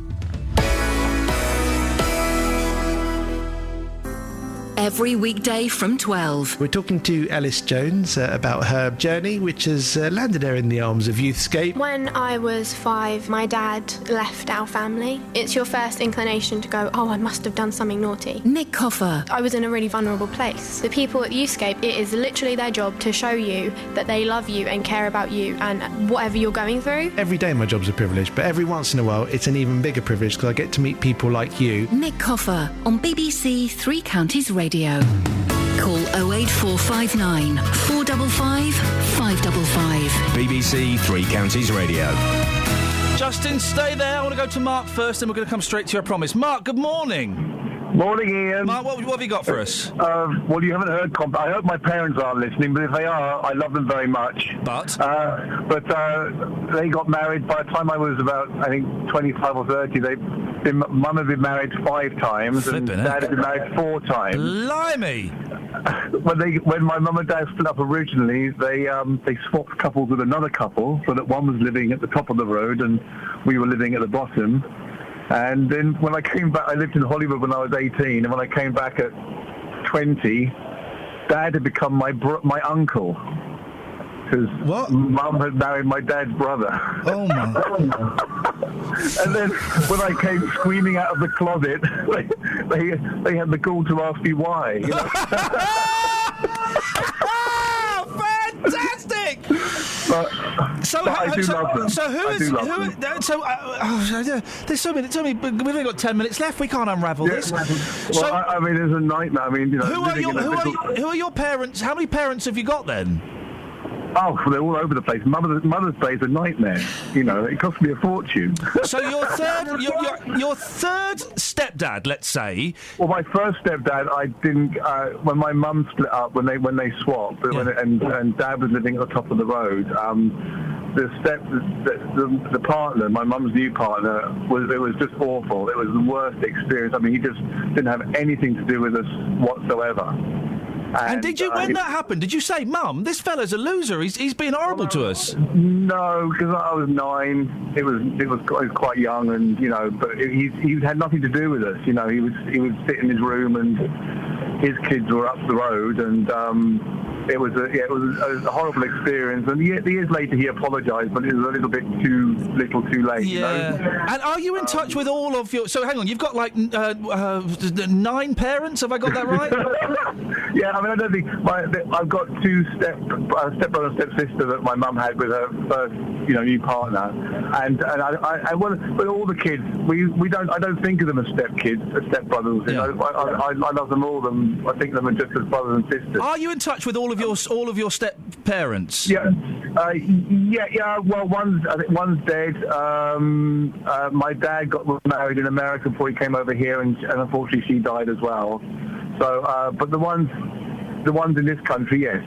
And were there any? This is brilliant. Were there any of your step parents or your mum or your dad that was completely against you being gay, or was everybody support? How did that work? No, well, most they've been fine. You know, my dad was horrified, right? To start with, but he's been the best since then. You know, a partner. One of my first partners was from Brixton. We all worked together in a family business, and my brother works with me, and he said, "Dad, Mark's got something he wants to tell you. He's got a new partner. He's from Brixton, and he's black." Oh, and I bet your dad would have hated that. My dad was from Chicago, and he just turned around in his big chair and he said, "Son, you're testing our love." Wowzers. Mark, he's cool. He's super cool. We've never spoken before, have we? No, I don't think so, no. Well, listen, I really appreciate your call. You've got a brilliant laugh. Thank you so much, Mark. Oh, thank you. There we go. Thank you very much indeed. Oh, I love him. Can we keep him? Oh, he's got 9 parents. I think I got the maths right there. That's incredible. I didn't think this would take off when I put it out. I didn't think it would take off. What brilliant calls. And again, the last couple of weeks, loads of new voices we've never heard. I love it, Mark. That was wonderful. Do you know what I really liked about Mark? Yeah. I mean, he's got every reason to be completely messed up there. Isn't he? But he's not. No, well, from a 5-minute phone call, it would appear he's my not. 5-minute diagnosis is sound as a pound. He could be completely screwed up, couldn't he? But that was brilliant. Thank you, Mark. Well, all right, Justin. Yes, boss. He was great, wasn't he? Who's that in the background? That's Norman, the eagle. Is that Norman? That's Norman. That's what he sounds like. Oh. Yeah. Have you got him? No. Oh, It's flipping been a it, tough mate. morning. Go on. Yes, Alan Smith has been in touch. He's 65 years old. He's lost Norman, the golden eagle. He went missing in Flitwick last Friday. He's been in touch with us. Since then, Norman has become an internet sensation. Yeah. People looking for him, sightings coming in. So this morning, as I said to you earlier, I went to the areas affected. OK, so we've got Flitwick, also Stuartby. I went looking for this eagle, and I said I wasn't going to mess about. I wanted to find him. Things got very, very tense on the streets this morning in Bedfordshire. Here's what happened. Hello, mate. You haven't seen Norman, have you? Who's Norman? Barry, everyone's heard about the bird. I said a bird, bird, bird. Bird is the word. Have you heard about the bird? Yes. Where's Norman? I don't know. No, where is he? Apparently the weather last night was a bit horrendous, so I was working outside and the wind and the rain was hammering along. Right, so you were concerned for Norman's safety last night? Obviously, just knew that with the weather and things like that, so... Would you not care about Norman? I didn't care. It's a bit tense already, isn't it? About what? Just between us. Only you. OK. Have you seen Norman? We're looking for Norman this morning. Don't know any Norman. Norman the eagle? He sounds a bit like this. You sure you haven't seen him? Dead sure. You're not hiding, are you? No. You're holding out for a ransom? Nope. A psychologist would have a field day with you right now. You sure? I think you've got him. Hand on heart, you haven't got him. Hand on heart, ain't got him. Should we leave it there? If you like. What, boss, you haven't seen Norman by any chance, have you? There's a Norman. An eagle? No, I'll have a look for him then. Boss? Well, Justin, one day you were going to get a smack in the gob. I just... and that was the closest you've been. It was very close, I must admit. A couple of people came up to me afterwards and said, are you OK? I said, I'm fine. By the way, if you do see Norman the golden eagle in Bedfordshire, the advice is to contact us. We have the contact number for his owner, or the RSPB. The owner, Alan Smith, he says that he will not attack any cats. Don't worry. Unless he's hungry. Justin, very quickly, we sent you out on 2 missions today. Is anybody... and we've had no phone calls on it, which speaks volumes to me. The whole of Prime Minister's Question Time yesterday was about these flipping TV debates. Not about the NHS, not about terror, none of that. It was about who's going to be on TV and when. I asked you to take it to the street. Is anybody bothered by the prospect of 4, 5, 3, however many it is, party leaders talking on telly? What happened? Yeah, well, David Cameron, he's saying that he won't be taking part for the time being. I've been asking people, are they bothered about that? Are they bothered about these debates? Here's what people had to say. No, I don't care at all, because they're all... I won't say it. You can say it. No, I can't. So it makes no difference to you at all? No. You sound like the sort of person who doesn't even vote. Would I be right in saying that? That's right, yeah. They're all in it for themselves. He absolutely should be there, yes. Yeah. How could he not? Otherwise, he's not having his say and people will lose respect for him. I mean, you say he should be there. Do you personally, do you care if he's there? I don't think I'll be watching the debates myself, but on principle, I think if he doesn't turn up, that says more than him turning up and saying what he believes in. To be absolutely honest, I don't care one way or the other. If he hasn't... I have to stop this. I have to stop this. Justin, say hello to Steve. Hi, Steve. Hi, Justin. How are you, Steve? Yeah, not bad, thanks. Excellent. What have you got for us, sir? At the end of the runway, Luton Airport, right where it goes Vauxhall, as you're going towards the M1, there's a bird right at the end of the runway. Whether it's an eagle or not, I don't know. I got a minute. Underneath it. So you've seen a bird on the runway, but you don't know if it's an eagle or not. Not on the runway, above the runway, quite high up. So when you're driving and you're concentrating on driving, it's a bit difficult to see the height of it, but it was an eagle shape. Was it flying? Huge. It was flying, yeah. Right. Did he look arrogant? Because Norman the eagle does look a little bit cocky. Did he look arrogant? It's him then. It's him. Steve, thank you very much. There's Justin, a reporter upstairs being deployed as we speak. Justin, go and take your butterfly net. I want to squeeze in Andrew on the line. Morning, Andrew. Morning, Ian. What would you like to say, sir? Well, I'm a parent, and I was a Say that again, Andrew. Your phone just dropped out. Can you hear me? I can hear you now. Go on. Yeah, I'm a step-parent, and obviously I'm a stepchild as well. And I had a very, very happy childhood, but the joke of it is myself, well, I'm black, my wife is white, and my wife used to tell the children that if they don't behave, she'd run away with a black man. Oh, blimey. Well, there you go. Well, that's learnt them, hasn't it, Andrew? Not quite sure how to respond to that. Catherine, look it up in the manual. What's the response? Well, if Andrew's OK with it. Then I'm OK with it. Andrew, thank you. What a lot of good calls and excellent contributions from our listeners today. I think we can safely say. Don't forget tomorrow, Vinyl Friday. All the music you'll hear will be from records. And Kath, bring your stash in, please. Oh, my goodness. I've got some new ones as well, some new old ones as well. So that's good. And between 7:30 and 8, and it's an experiment. And we're going to do it for 3 months. And if it doesn't work, it doesn't work. That's fine, he said, setting himself up to fall. Between 7:30 and 8 tomorrow, it's our open door policy. You turn up, you knock on the door, we let you in, and you come and sit in the studio with me and Catherine. And we talk to you for half an hour. Or if you just want to come in for a few minutes and then disappear, you're more than welcome to. Very, very simple. You just come in, and if you want to bring the kids, if you want to bring Nan, if you want to bring the dog, if you just want to come in from the cold, you're more than welcome to come in. Understand? Comprende? Travel news for beds, cards and bugs. BBC Three Counties Radio. On the M40 northbound, there's been an accident between junction 3 for High Wycombe East and 4 for the High Wycombe Handycross roundabouts. There are a lot of queues, although it's been moved to the hard shoulder now. On the M1 northbound, that's looking very slow from junction 12 for Flitwick and 13 for Bedford, with not helped by a breakdown earlier in Milton Keynes. On the A421 Standing Way, it's partially blocked on the Kingston roundabout. That's causing queues between there and the M1 junction 13 for Bedford, so very busy in that patch. In Chicksands on High Road, that's closed in both directions at Northwood End Road because of an accident, and the air ambulance is there. And the A1 southbound's very busy between the St Neots Junction and the Black Cat roundabout with the roadworks in that bit too. On the trains, there are 50-minute delays on East Midlands services between Bedford, St Pancras International and between Luton and St Pancras International. Samantha Bruff, BBC Three Counties Radio. Thank you, Samantha.